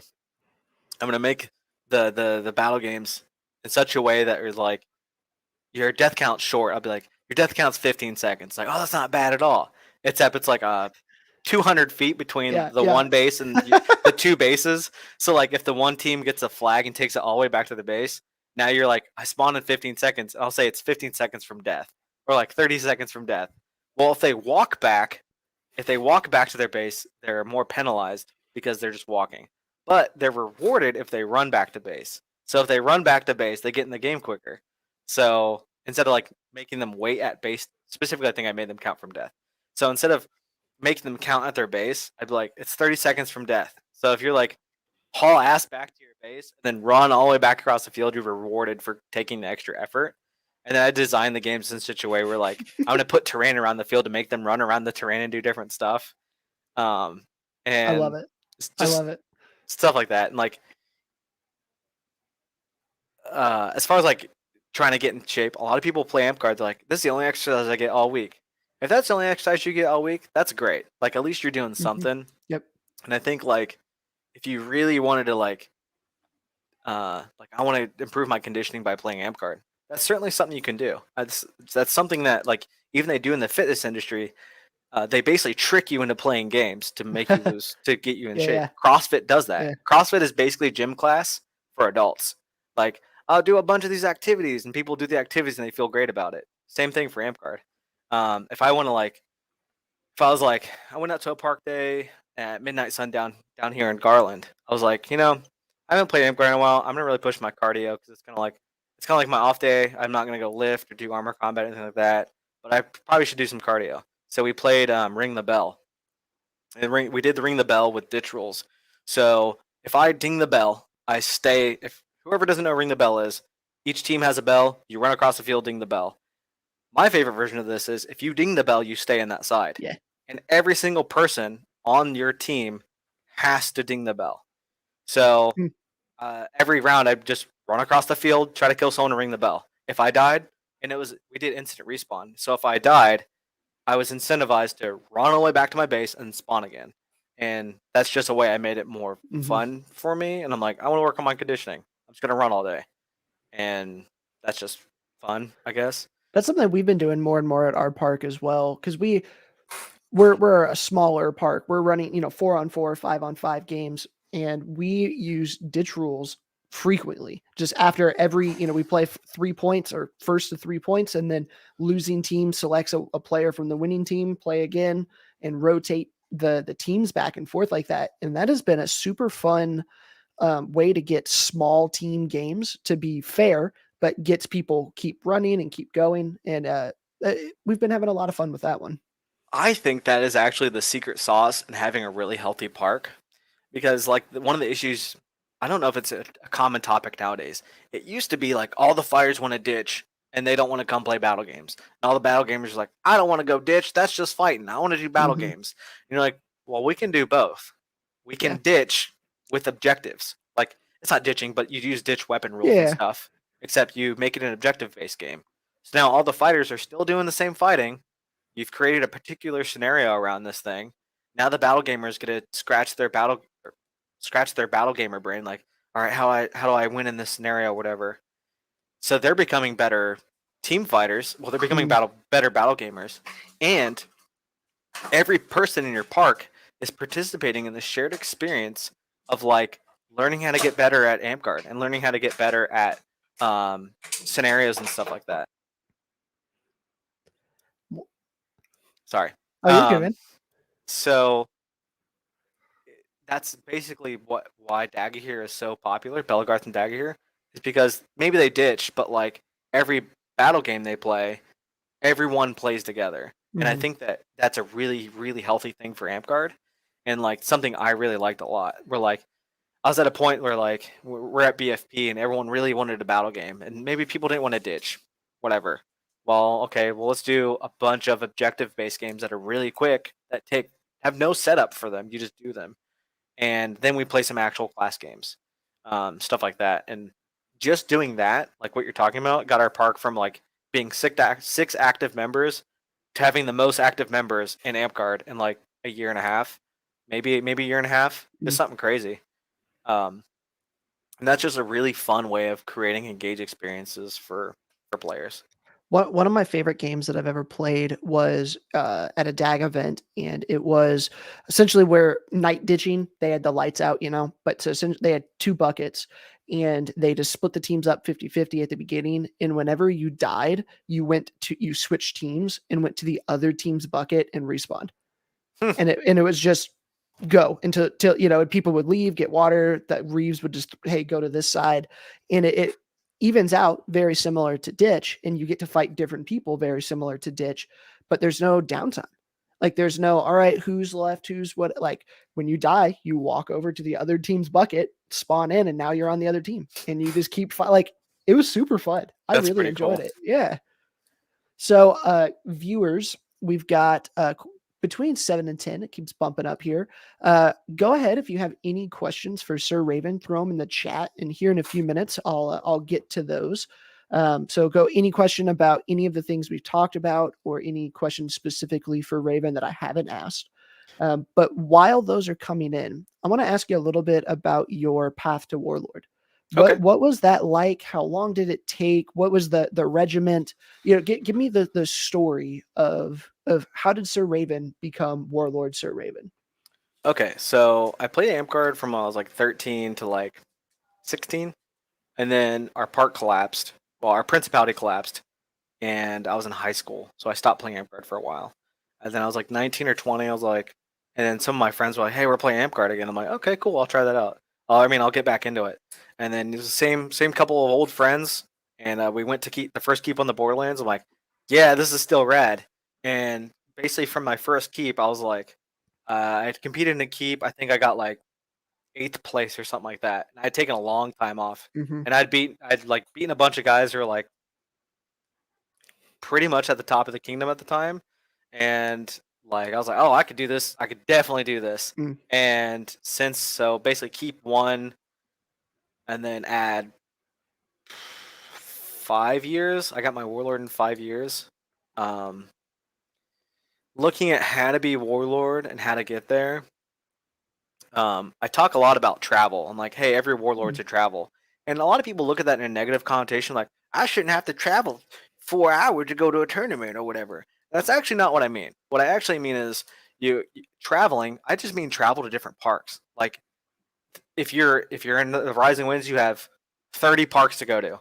Like just go to another park's tournament, or like go to another park and fight Mm. with those guys. It's a really so I didn't know how to formalize this like when I was younger, and why traveling is really important. And so it's something my mentors told me to do as well. It's like if you want to be warlord, you got to travel a lot. Mm. That's what Potato told me. That's what Sir Tukin told me. And what that actually does is it exposes you to different types of martial fighting styles, even if you don't realize it at the time. And what that does is it keeps your learning honest, because you can learn something in a microcosm or like a meta sense. Like your park has this meta of fighting, and you're going to develop solutions and strategies based around what that meta is. Mm-hmm.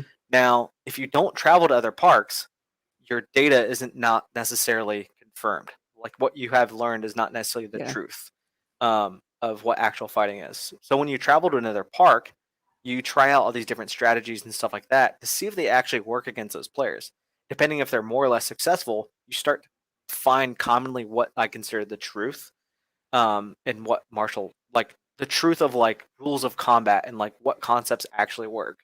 A lot of people, especially nowadays, the meta has become so huge. Like it's not just like a localized meta. You'll have localized Mm-hmm. meta still, but like in a broad sense, a lot of people play the game really similarly as far as like tournament fighting. And the Hmm. meta isn't like super that in depth. Well, it's in depth, but it's like mostly the same stuff. You don't see a lot of people fighting really differently. You see warlords do it because they beat the meta, right? They found out what the truth was. They're like, well, I already figured out the meta. Now I'm gonna figure out at an Mm. individual level how to express myself and beat that meta. And they've kind of ascended past, meta ideas, and now they're at fully conceptualized. Like they know how to fight now. You got to Um, know the rules before you can break them, type of Yeah, thing. and there's I think I was fighting really strictly for a while when I first learned how to block strike. I fought very very strictly on like what types of rules I was going to play by to find out what the correct things about fighting were. Where I'm like, okay, this is true, this is not true, and like so when I say people need to travel, that's what I mean. Go to another park, go to another state. If you're close by, um, do that type of stuff. That includes so that goes into our second point of networking. A lot of people talk about like there's some crazy people have conspiracy theories about what warlords are and what sword knights are, and they're like, well, there's this evil cabal of warlords who only help other warlords become good at fighting. And you're like, that's not really how that works. That's actually just networking. So my second point is networking. Mm. You need to get with other like-minded people in your region, at your park or whatever, and just start learning how to fight. Like network with people you don't know. If you see someone on YouTube and you're like, that guy's pretty good at fighting, I'm gonna contact the guy on Facebook and talk to him and be like, hey, I saw this thing. Can you give me pointers about that? 9 times out of 10, anyone who's good at fighting loves talking about fighting. Doesn't But matter who you that's are. anything. In Yeah, any, you can apply that to any aspect in our game. Anybody who's good at garbing loves talking about garbing. yeah, Anybody who's good at armoring loves talking about like yeah. that's And gonna go like anywhere. a lot of people will talk about how like Sword Knight and Warlord's really toxic. I'm sorry, I've been playing the game for 20 years. Uh, the culture of Warlord and Sword Knight is better than it's ever been. As terms of being Mhm. like being sociable, being responsible for your role as a Warlord or a Sword Knight. A lot of people who are like a lot of people who teach at SKBC, there's like 25 instructors. They're all very, very similarly minded. And like, you need to be a good teacher. You need to be a good person. You need to put good content out and know what you're talking about. And that permeates throughout Mm. basically what we teach other warlords. Like, be a good person. And you can pretty much like, if I don't know you on Facebook and you just message me one day, there's a good chance I'm probably going to talk to you because you're like, Mhm. hey, can you show me how to do some lefty stuff? I'd be like, oh, sure, whatever. Or like, it could be anything. So don't be afraid to network people in your region. Mm. Don't be afraid to network with people that you find their fighting interesting. Um, I think that's a big one too. Like, and I tell a lot of our new fighters, if they're on YouTube, they're watching videos, they're sending me like, hey, would you see this? Find someone whose fighting style you find interesting and someone whose body build is similar to your own. Because you know, if you're 6'2" and you're watching a 5'8" fighter, you're gonna learn some stuff, but you're gonna learn a lot quicker by watching videos from someone who is of a similar build to you, especially when you're newer. When you get up into higher levels, it doesn't matter as much, but especially when you're newer. yeah, and it's actually it just depends on how conceptual their fighting is. Like some big points I've taken from some fighters I can think of from like I took a lot of points from those guys. They're either guys my size or like way taller than me, which is funny. Like I took a lot of training points from Potato, from Toucan, and from Clawlibus. If you don't know who Clawlibus is, he's a really small fighter Mhm. who's like 130 pounds, but he's like one of the hardest hitting, fastest moving fighters to ever play the game. Um, uh, and the other two people I would really say I took a lot from those guys would be like I took a lot from Peter the Quick, who's much taller than I am. I've taken a lot from Sir Leaf, Mm. when he was alive. The videos he put on YouTube were foundational in how I approach like how to actually fight people. He has this cool video about like here's how you throw a money shot, and he breaks down all the components of how to throw a money shot. And people are like, oh, those are just the components. They don't think about why those components exist. Like he talks about first, I'm going to actually take this large step to the outside. So he's talking about positioning. Then he's like, and then I'm going to throw this feint to draw their shield up. More positioning of the opponent, controlling them. Then he's talking about brushing his sword across their eyes. Okay, misdirection. He's like, and then I'm going to throw this shot that I'm really good at throwing. And he's like, those are just components of a Mhm. setup. You have positioning, a control, a damage mitigation basically, or like another form of control. The attack, and then he says I can throw this attack, or if they throw at me, I'm already in a position to block, and I can throw this other thing. And he has an optional route and an escape route. So it's like those are the things Mm. that actually make up an attack plan, and people often miss that. Like, well, if those are my components of a setup, I can take those apart and apply them to anything. So when you start thinking about how to make up your own attacks, that's how you start Mm. formalizing those ideas. Um, I've got an idea for, and I not computer minded at all for me. I would love a tool where you could type in, you know, your height, your weight, your wingspan, and it then filters that through all of the video resources that we have from all of these different warlords and top tier fighters and says, okay, this person is roughly your height, roughly your wingspan, learn from them. or if you're a lefty, righty, because I know like that matters a lot. Are you looking for flow tips or pole tips or what, you know what I mean? And then Yeah, it filters it out through it. I think that would be super that would be pretty helpful. cool. Yeah. Trying to think of like that project would be kind I of feel like crazy. for someone who knows what they're doing, I feel like it wouldn't be terribly Oh, like if you difficult. had to like program it or whatever. Yeah. The hard part, I think, would just be adding new content to the database enough and then putting in the Yeah. controls for it. But Um, the people, I mean, we've got the org. We should be able to do that type of thing, you know? yeah. Um, oh yeah. So the third thing. So we have traveling to confirm your theories, networking, which is to get new ideas in. Third, you need to actually create a community around you Mm, and create, especially at your local park and like maybe some neighboring parks that aren't too far away. Creating a good community of people who want to like learn stuff and just go through this information together, and that's what really gets you the most gains. So a thing that someone said it in a SCA video one time, I forget, or sorry, SKBC video.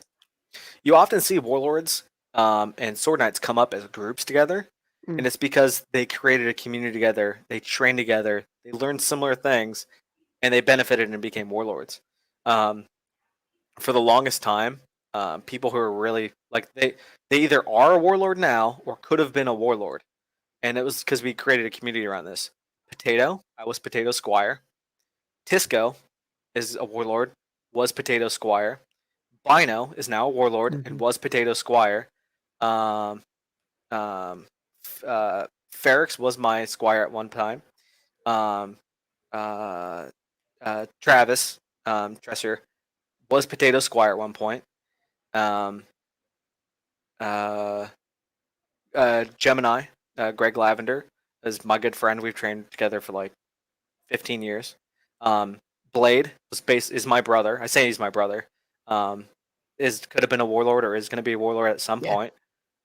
All these guys train together at some point and they learn the same stuff and they get through all the data and stuff they need to get through.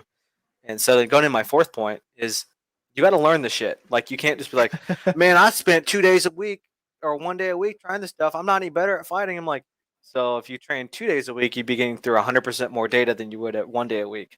And I know you and I have talked about this before of Mhm, like getting, when I say going through the data and formalizing how you want to train. Um, a lot of people just get together and spar, which is kind of fun. Like that's mhm, fine. I don't think it is an optimal way of learning something. I think doing drills and learning these drills, learning all the stuff those drills have to offer, and then applying those in a sparring environment, phenomenal. I mm. think I think like 50% of your practice should probably be drilling, and the other 50% should probably be sparring. Which Um, is not how most amp guarders train. If you were they just a just go out and fight a lot. yeah. Yeah, I'm like, well, and like I don't want to sound like not to sound braggadocious or whatever. I'm like, I came back at Amp at a point where I was beating the some of the best fighters in the game, some of the best fighters in our kingdom in like a year, and then I was doing it in like I think in 3 years I was winning kingdom tournaments already, and then at 5 years I was already a warlord, and I beat many of my contemporaries Mhm, to warlord, and exceeded what they would accept as the minimum thing. I'm think mhm, like at the same time, guys I was competitive with at the time, I had double or triple their qualifications in getting their warlord. That's just because that's my own personal standard. That had mhm, nothing to do with my opinion on it. Um, but that's just getting through as many reps as possible. And that's how I'd approach if I want to be better at anything. mm. And sure, there's some stuff where like there are some qualities of my life that were very destructive towards that. But I was also 22, 23, Yeah, so that was going to happen no matter what. yeah. If But it's that's like, the worst thing I did in my early 20s was become a warlord, you're doing all right. yeah. Um, but like practicing, it's like most people are like we have a sparring day on Wednesday, and then we do park. How much do you fight at park? We do 30 minutes of fighting. You're like, oh, okay. And like, I think I was, I think I had 2 sparring days and 1 park day, and then when I was really bored, I would do like 30 minutes to an hour on 2 other days to do drills Mm, by myself. Just I didn't have anyone to fight with. And that was just pelling and doing footwork. So I mhm, basically had 5 training days a week, And the other, which is pretty common from what I yeah, have heard from other warlords, is that 5 to 6 days a week number. yeah, I think 3 is the absolute minimum. And it's like that's the amount of time you put into something is proportional to how long it will probably take you to do it. Everyone's different, and they achieve it in shorter or longer Mm. periods of time depending on your personal qualities and stuff like that. But it is proportional. If you spend like 1 to 3 days a week doing something, it's going to take you 10 years to do it. If I do it 5 days a week, okay, I just got like what 75% of Mhm. more time. I'm going to achieve that in much shorter period of time. If I'm doing it 6 or 7 days a week, I'm going to get good pretty fast. An Mm. example of that would actually be Warlord Tisco. Tisco did Dagger here for a while. He was bad. He was really bad when he started Amp Guard. Um, and then he started Amp Guard and he could have Warlorded in 3 years, Hmm. but he chose to take. He didn't want to take it yet. He had some other things he wanted to achieve before he accepted Warlord. But he was dominating his Kingdom tournaments in like 3 years, I think. Mm. That's because that kid was grinding super hard. He was like 6 or 7 days a week. He had some homies with him that he fought with. All those guys are really good at fighting now. Uh, Two of them are warlords. The other two could have been warlords or should have been warlords already, and that was just because they put in the dedication and time. Mm. Which that's not normal for a LARP. That's not normal for Yeah. people. Like that's an impossible thing you should request of somebody. And you're like that would be an impossible thing if I was thinking about achieving something in a LARP. But for those people, it's not a LARP. It is studying martial arts. Like Mm. if you said that to someone who studies martial arts, they'd be like, "Oh yeah, I do martial arts 6 days a week." Won't even think anything about it. Like I think Yeah. Sir Brett does at his peak was doing judo 2 times a day, 4 times a week, maybe Hmm. 5 times a week, and just learning martial arts. You're like, that's just what you want to pursue. So people kind of taken Warlord out of the context of a LARP and kind of made it something else, which it's however you feel about it, that's what Yeah. it Yeah. is. Hmm. Yeah. So if people want to get good at Warlord, uh, what I say. First one, you have to travel, network, create a community, and Mhm. then learn the stuff and put in the time to actually do it. I wanna just briefly before we get into the questions. You're talking about people who say that's an unreasonable expectation for a masterhood in a LARP. I would go at least for the crafting stuff. When I was pushing for my masterhood, I was crafting 5 nights a week. Yeah, how many Right? hours was it? 2 or 3 hours a night. I mean, That's a lot. let's see if you can see it. Oh, come on, camera. I've got, I've been doing paracord today and I've torn the finger off my skin just because I haven't done a paracord belt in a while, but like other masterhoods in the game, other than Warlord, take that much time also. You just don't see it as much. And they're going to be more, the serpent ones and the sword ones are probably going to be more time invested They're overall. tangible. They're tangible, but Flame, while they might not be doing as much Monday through Friday or like just off weeks, their events are consumed with the LARP. While you are enjoying feast, they're cooking, or while you're enjoying games, they're cooking feast. While you're enjoying your $40 that you spent for the weekend, they are donating 80 hours of their time. Yeah, All of the masterhoods take that much effort. It's just Warlord's the one that is most visible. I will say I think the separating factor is that people do not value their time the same way consistently. If someone was going to an event and someone says this is a really common topic, I don't want to go tough pushes in it. If someone says event shouldn't be more than $20, like I'm just going camping for the weekend, I'm like I don't need to create that big of an experience. And for me, I'm like, yes, I'm going away for the weekend. I want that to be an enjoyable Mhm. experience. Please charge me more money so you can Yeah, create a better experience yeah, for me. same. Like I don't want to waste my time while I'm here. If I went to a camping event for even if it's a day and I'm like this kind of sucks, I feel like I honestly wasted the day. I'm kind of mad about it. That's why I mostly day trip when I go to events down here. I mean, obviously I'm not going to do that when I go up to the RW because we're awesome. We have good Mhm. events. Um, but I would be pissed if I traveled 8 hours and was camping for 3 days and the event kind of sucked because like oh we didn't have enough money to make battle game props, so your Mm. guys gonna fight in a swampy field today. You're gonna play kill your killer, like that would suck.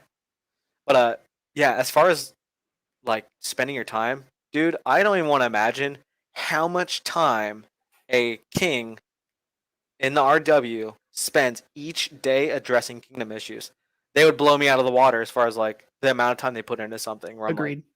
and they just it's not the same. Like, well, we shouldn't accept that same quality. I would actually say our standards for Flame Knight are really, really, really, really high, like really high, and the amount of I spent more time probably in any given week of my reign as Kingdom Regent, as much time as I did when I was pushing for my masterhood for damn, Dragon. Like just damn, the amount of time in conversations, in planning, and that's Regent. I had one of the easier jobs, right? That's not even, that's not even king or any of the BOD spots. You're not banning people. You're not, you know what I mean? Like yeah, I was putting together content during COVID, and it was organizing other people to set up and do the things that they love. And that took some time, but like all of the masterhoods take time. yeah. That's part of it. And then like the things that's not seen in the back end is like research time. I Mhm. say I was spending 5 days a week doing Warlord. I was spending every single day at least 40 minutes a day, probably, doing research on fighting. And I didn't even consider that as a part of the Yeah. stuff I was actually Yeah. doing. I'm like, oh yeah, if I Same. considered that, I'd be a part-time job, You go probably you go 30 and you hours a look week. through my YouTube history as I'm pushing for new ideas for ANS stuff. I'm watching, an hour while I'm doing my belts. I'm looking through YouTube, watching other videos in the background on, oh, this wire weaving thing. How can I bring that into my belt stuff? Oh, here's another project over here that might whatever, be connected to what I'm trying to do here. Mhm. And so when you're laying in bed getting ready to go to sleep, you're thinking about what you're doing. Like Yeah, that's part of it. yeah.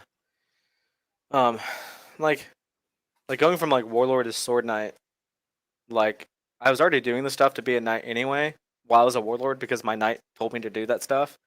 A big part of that was community organization and just growing your community and the specific vector that I worked in. Like every single night, basically, if they don't, they should be, or they Mhm. should be a knight.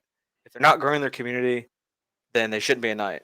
Agreed. But growing it in the vector of like I'm putting together classes to teach people, or I'm on Facebook until 2 a.m. talking to people about fighting, or if one of the countless people that comes to me and talks to me about their tendonitis. Like, I got tendonitis. What do I do? I'm like, well, luckily I did a bunch of research on tendonitis. I'm gonna tell you to go to the doctor, but here's what I learned about tendonitis and sword fighting. So I tell them about that. Or like just reaching out and helping anyone who Mm. asks you. And I should be probably a little bit more not stubborn, selfish about my time. But most knights I find are very unselfish about their time, which kind of annoys me when people are like, X night or this night doesn't do blank. I'm like, there's a good chance that they probably do. You just don't know about it. Yeah, like it's like I've seen it before where like nothing gets flame knights, but some flame knights are like these sword knights don't even do anything. I'm like, when's the last time you had to go to Delaware to teach a weekend long class? Okay, that's what I thought. Well, and one of the things for me, a lot of people will disagree with me on this. I think one of the roles of knights in our game is to be awe-inspiring. They are the ones who, when a new player shows up, they're like, I aspire to be that one day. And out of all of them, Sword Knight is the one that is most clearly awe-inspiring for your average new player. Because they're on the field doing Because stuff. they're exactly and it's the most like if I am a first week player and I'm introduced to a Flame Knight, I'm not going to see what they're doing necessarily until I hit an event or whatever. I walk out on that first day and that Sword Knight smokes me and then shows me why he smoked me and maybe gives me a sword or whatever it is. Like I'm going to see that. And Yeah, your Sword Knights are the first thing that most new players see if the first knight that they encounter, and they should be awe-inspiring. I think so. I think I was 13. The first night I actually ever met was Thorvald, and he came out. This was like Thorvald was like probably like 28 or 30. He came out in his super badass barbarian garb, and at the time I didn't know he was bad at fighting, but he had this sweet ass barbarian garb, and we were having a bear pit tournament at our park, and uh, uh, I was trying to get my first order of the warrior, and I was like the third fight I had to fight Thorvald. I'm like, crap, this dude's gonna beat the shit out of me, and he's a knight. I was like, he plays anti paladin too, this dude's a bad mamma jamma. And I think I luckily killed him or something like that. And I was like, yeah, I got my first Sword of the Warrior or something like that. Or he like, I don't remember if he might have actually killed me. I didn't think about it. And that was the coolest thing I ever seen. I'm like, oh my god, this guy's actually a knight. Like it was super cool. And then he was just a crown knight at the time. I think. Yeah. I don't think he was a serpent knight. I No, he think- was a serpent. Yeah, he got his serpent first. But that was just a random dude that was like, that's Yeah. so cool that guy plays Amguard. And then like, as far as like being awe-inspiring, like the first sword knight I met, I can still visualize exactly where I was. I was at Clan, and I was watching Sir Warblade have a mace and a flat blade sword, and just running up the ditch line and like just parrying dudes' swords, beating the crap out of him. And I was like watching the dude, and I was like, I'm gonna be a sword knight one day. Yep, That's yep. amazing. And then since then, I was like, yeah, that's what I want to do. I'm doing it. Yeah. Yeah. That is part of the role. Is you are in whatever, like what you said, whatever vector you're in, to be awe-inspiring to new players, to help them, not help them, but to I don't even, inspire is probably the right word, to pursue the vector of the game that you love. I think so. I think at the core of Amguard, what it actually does for people is helps them become hopefully better people. Mm. Everyone who generally joins this game is a part of alt culture in some facet. They're kind of weird in some way. Doesn't matter what it is. They not necessarily feel a part of mainstream society, so they join Amguard in some way. And through that and then joining Amguard is heavily encouraged, and we award people for doing something constructive for their life. And it doesn't matter what it is, they're somehow going to fundamentally change themselves, hopefully in a good way, to being a better person. Like maybe you weren't in shape, you started playing Amguard, you learned about fighting, you want to lose some weight, be good at fighting. It's happened to tons of people. Maybe you didn't do leadership because you kind of like were in your shell and you don't want to do leadership, right? Maybe you're a nerd in high school. Well, you got part of Amguard and you started doing leadership, and now you became a leader, you got management skills, and that's going to change your life in real life. So I think as an expression of the game, knights need to be the person who tells you to become a better person, whether you like it or not. You're like, I don't want to be a better person. I'm like, sorry, you should do that. And like, we should ultimately be here to help people and do stuff, and be a representation of their community to be a power of change and stuff like that. 100%. I love it.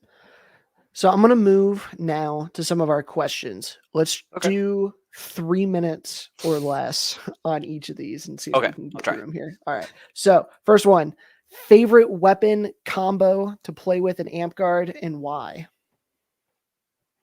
Okay. Favorite weapon combo? Probably 2 swords.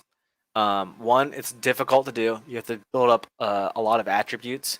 And by attributes, I mean like skills and stuff. And basketball or football and sports, these are like how you move around, how you, how you play this, how you play the game in a physical way. You have to learn a lot of attributes to use 2 swords. And it's very, you have to learn these attributes. So they're kind of hard to learn. Like you have to learn to fight with the other hand. You have to, do all these types of things. Florentine is very expressive for me. Because I learned from boxing and Jeet Kune Do and other types of martial arts, and being able to attack with my other hand allows me to create very fun, creative setups for attacks, and allows me to express myself in a very playful way that's fun. And it looks super rad. It does. Every time you see someone who's good at Florentine, you're like, that dude's got some sweet style or something. As much as someone can like throw a spin shot with a sword and shield, you can throw a spin shot. But I'm like, yeah, but have you killed 2 people at the same time? So Florentine is super fun. It's also good for battle gaming because you have less equipment on you. I have 2 swords. You can get much closer to people and you can maneuver around them without this cumbersome circle on the front of your body or whatever. A punch shield is also pretty good.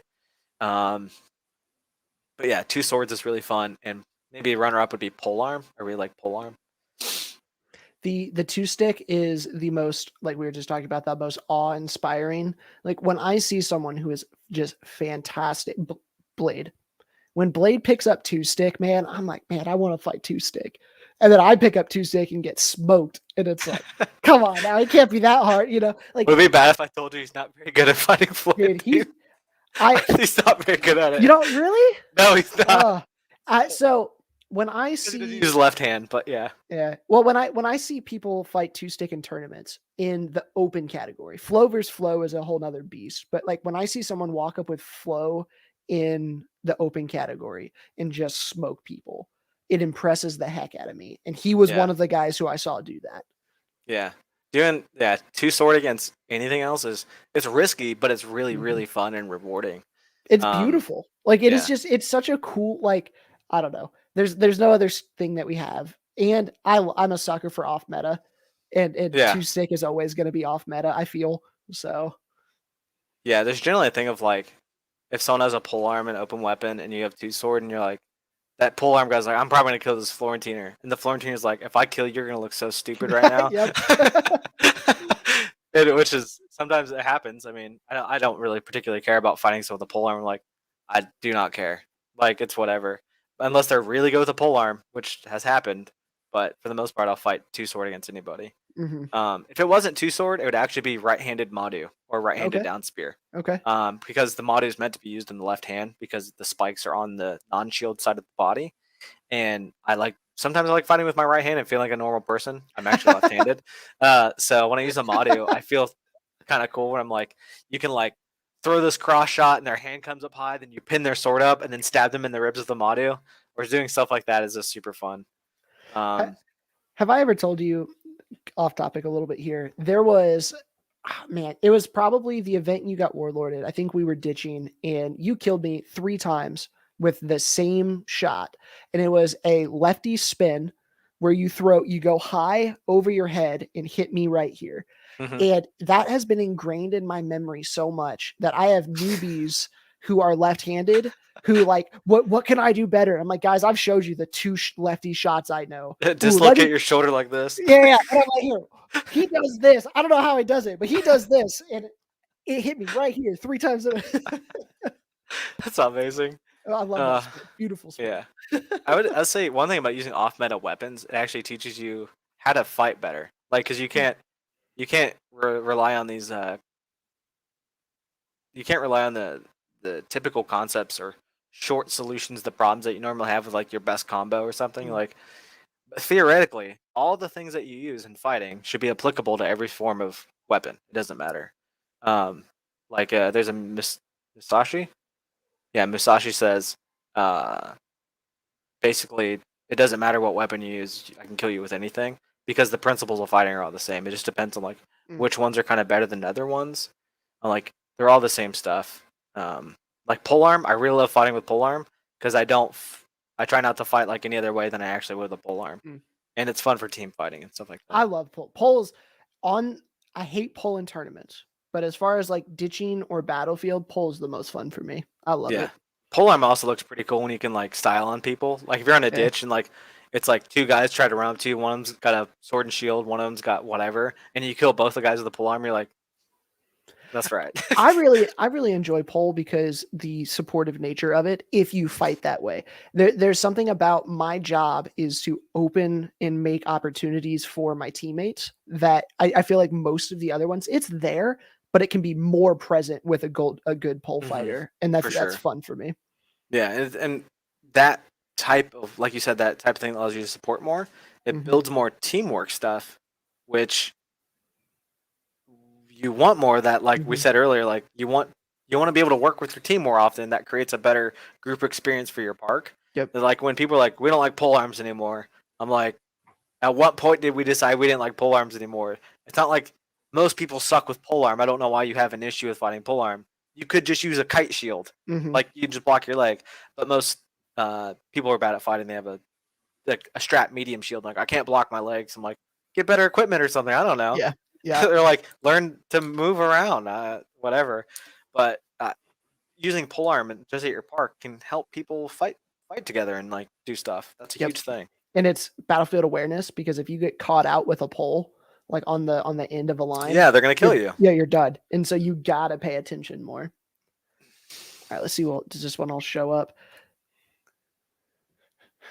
I feel like you go one or both ways as a seasoned name carder. Your gear gets hella better at the top line linen garb, handmade, time authentic, noble, or you wear silly costumes because you've already maxed out your other classes to have fun with it. I like it. I Kinda, like it. Yeah. kinda, yeah. I usually see people like when they get knighted, they either get super sweet garb, and they're like they become a real larper. They're like, everyone gifted me these tunics and other things like this. And like I have fancy garb now, and they take on the responsibility like I have to be a force of change for this game Yeah. and wear good Now that garb, it's been which given to them. which happened to me. But then there's other people like I got knighted in my Stargate tunic, and you're like, why? Why did you do this to me? Uh, Yeah. uh, Feelings on Battle Master, good, bad. I'll add, do you like it as a 5th belt? Would you prefer it as under sword? We've got 8 minutes in the okay. rest of the podcast. I think it's good. I think it's a good way of battle master because it is nice for people to pursue a masterhood in team fighting. I like the way they structured it and made it as quantifiable as possible. I like that I feel conflicted about it because I like that they added Paragon to it, where it's like you get X Paragons, you get masterhood. At the same time, I feel like it's going to make people who pursue Paragon even more competitive and cheaty. Not cheaty, but like just not people fun to play battle games with. But like, who am I to talk? Like, I'm sure there's points in my game when I play that people don't like playing Amguard with me. So it's whatever. But I feel like it's going to be a lot more people playing the not fun versions, but effective versions of their class, like a wizard with Ice Ball and Shatter or something like that. I wish we would have. I think they put it in the proposition for Battle Master that like you need to look at these different vectors when considering somebody for masterhood, which was super cool. I really like that. So I'm generally in favor of Battle Master. I think it's better than having the one of the proposed things was team fighting with like if you win a team tournament together or something like that. Like I don't like that because then someone can just get carried. Like I don't. I also like that it's separate from Warlord and Sword Knight because well, the primary reason being that I don't feel like players who compete in this different vector should be compared to another vector. Like that's not really fair. It's not really fair to new masterhoods either. Imagine the first sword battle master wasn't good at fighting, and then if they hypothetically if they made it a part of Warlord, they go, yeah, but you're not a real Warlord, you suck. Like how that would not make that person feel bad, and everyone go, well, maybe warlords shouldn't be so toxic, and you're like, it's not. That's just how people think about stuff. Like that's just how it is. I don't know how to describe it. It just wouldn't be fair to them. And people did it back in the day when you had warlord sword knights and you had sword knights who were not warlords. Griffins or whatever. Yeah, there's like those guys are sword knights, but they're not warlords, and like that's just how people thought about it. Also, another thing why I like it separated, a lot of people say like, well, they're both fighting, so they should be the same thing. They should both be sword knights. I disagree. And usually they say, well, all the crafting masterhoods go under serpent. I'm like, yeah, of course. And the reason is they compete in the same vector. Like all master owls, master dragons, master garbers compete in the same tournament. You go to an arts and sciences tournament, however you perform in that, you're judged equally, right? They're judged literally in the same way. Therefore, I'm fine with them being serpent knights because it doesn't matter if you're a master garber, dragon, or owl. You can teach other people how to participate in A&S tournaments in the same way because you guys all did the same stuff together. But sword knights and warlords do not train in the same way that battle masters and knights of the fray. They just don't. They're not the same. There's some crossover. Like there's some people who are both really good at both those things. But like you said earlier, those people are not really the same people anymore. I think back in the day, probably would have been a little bit closer. Because the people who I can think of who are good at battle gaming and fighting are Manimal and Tugan and Hades. And I say back in the day. But back then, battle gaming was more of the focus than tournament fighting was. Yeah. It's mostly like you got good at battle gaming because that was the thing that everyone did and it was really fun. And then someone's like, I want to get my warriors. I'm gonna go compete in these tournaments now. It wasn't fighting was not the primary thing for a lot of people. It was mostly battle gaming. So I'm a huge fan of Battle Master. I guess I was supposed to get my Battle Master at the Bridge Wars, but I wasn't there. So it is what it is. Congratulations. Yeah, that's what Dead Soon told me. I was like, okay, I'll just wait till March. It'll be fine. our fighting company is planning on celebrating people getting battle masters together. Cool. I think Navarin and Manimal and myself and Smurf Smurf. Yeah. all got our battle masters, and I'm like, we're gonna have a festival, like a celebration Yeah. together, You and should. we're gonna make a cool thing of it. You should. Um, that's just part of our company thing or whatever. So yeah, Vaughn, I'm pretty happy about Battle Master. That's awesome. Well, sir, I really appreciate you coming on and spending an hour and 55 minutes chatting with me on this. It was a good time. In the couple of minutes that we have left here, you have anything you want to plug coming up soon, or any last minute thoughts that maybe I didn't ask, that you want to get out there, use the platform as it were, before we sign off? Yeah. So, and coming up in March, I'm the Warcraft for the Rising Winds March event.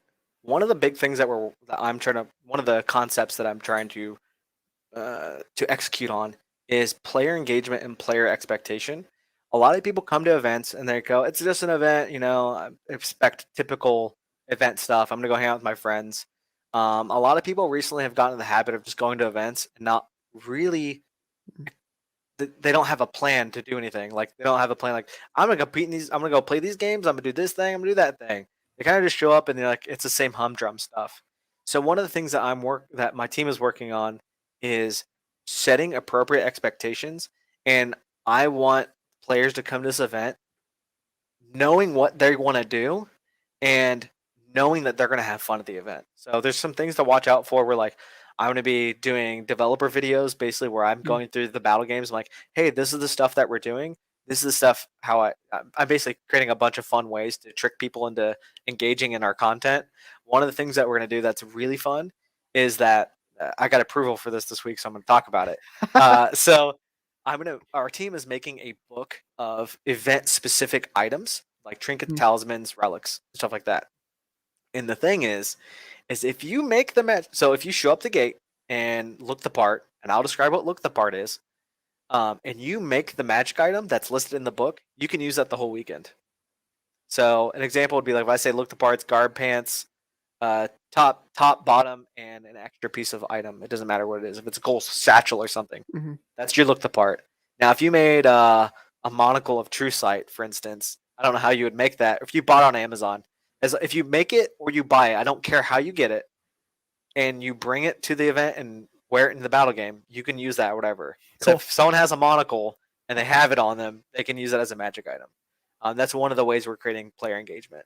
A part of that is one of the magic items we're going to make is your park banner or a kingdom banner that will confer a bonus to your team if you bring it out to the field. I love it. So if you have your park banner, like if you're from Tyrant's Thorn, I don't care if you guys are part of the kingdom or not. If you come to the Tyrant's Thorn, you have your park banner. It has to be on a standard. It has to stick into the ground. Maybe your party gets everyone in that battle game with you, like on your team, gets like Song of Power or something. Cool. As long as you're within like 20 feet of the banner. That's sick. So one of those things is like, well, I want players to go to their park. How do I get players from your park, all the players from your park, to come to this event? Yeah. That's what I really want. It's also working on Spring Muster. So coming off of Spring Muster, I'm like, I want all your new players. I want every single one of them to come to the event. And I want them to have a reason to come to the event. A lot of people, like I said earlier, they don't have a reason to come to events besides I gotta hang out with my buddies. I want new players to have a reason to come to this event, have it to be really fun. So I was like, what's one thing I could do? Oh, what if I told people they can make their park banner? Some newbie's gonna see it like, guys, what's our park banner? What's our park banner, guys? And that's gonna create a conversation at their park. And they go, I'm gonna make our park banner. This is what it does. And everyone goes, oh, that's freaking sweet. I want to go to the event because we made a park banner together. Another part of that is I have my team of guys, my shadows, go to parks in their region, find out what their park relics are, and we're gonna try to add those into the rulebook. Cool. Or into the event book. Yeah. So cool. Like, because then you have to learn about your park's history, like because people don't quest anymore, right? Like what were the quest items back in the day? An example was like one of the specific magic items from Blackfire Pass is called the Black Razor, which I think is from a Dragonlance novel, but it's a wound skill short sword all the time.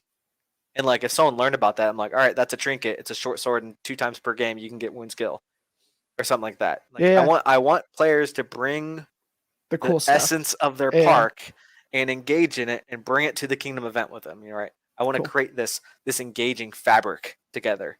But that's just one aspect of what we're doing. I plan on having a pretty cool end game raid boss, basically battle game that involves an exercise ball and a RC car. That's the plan. Hopefully, I'll tell you about it when the podcast is over. But that's the plan. So I'm hopefully we have a sweet March event.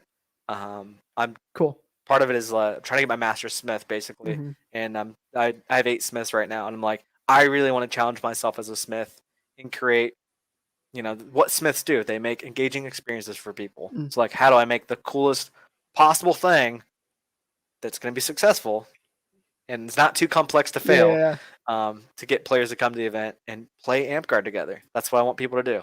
I just want people to come play Amtgard together. I don't want them to like sit in their camps all weekend, doing nothing and vaping. I want them on the field fighting. Called out. Saracens. But I want them to come play Amtgard together. That's cool. What I want to do. So that sounds awesome. That's all I got. If that will be which weekend in March? It's tentative for March 20th. March 20th. That is Kingdom of the Rising wins their March event. If that sounds fun for you, you should travel in for it. If you're in the Rising Winds, go to it. It'll be sounds pretty cool. Yeah. So, sir, thank you very much for being on. Everybody, this was Warlord, Sir Raven the Swift. I'm St. Godric. We'll see you next time. See you guys. Yeah.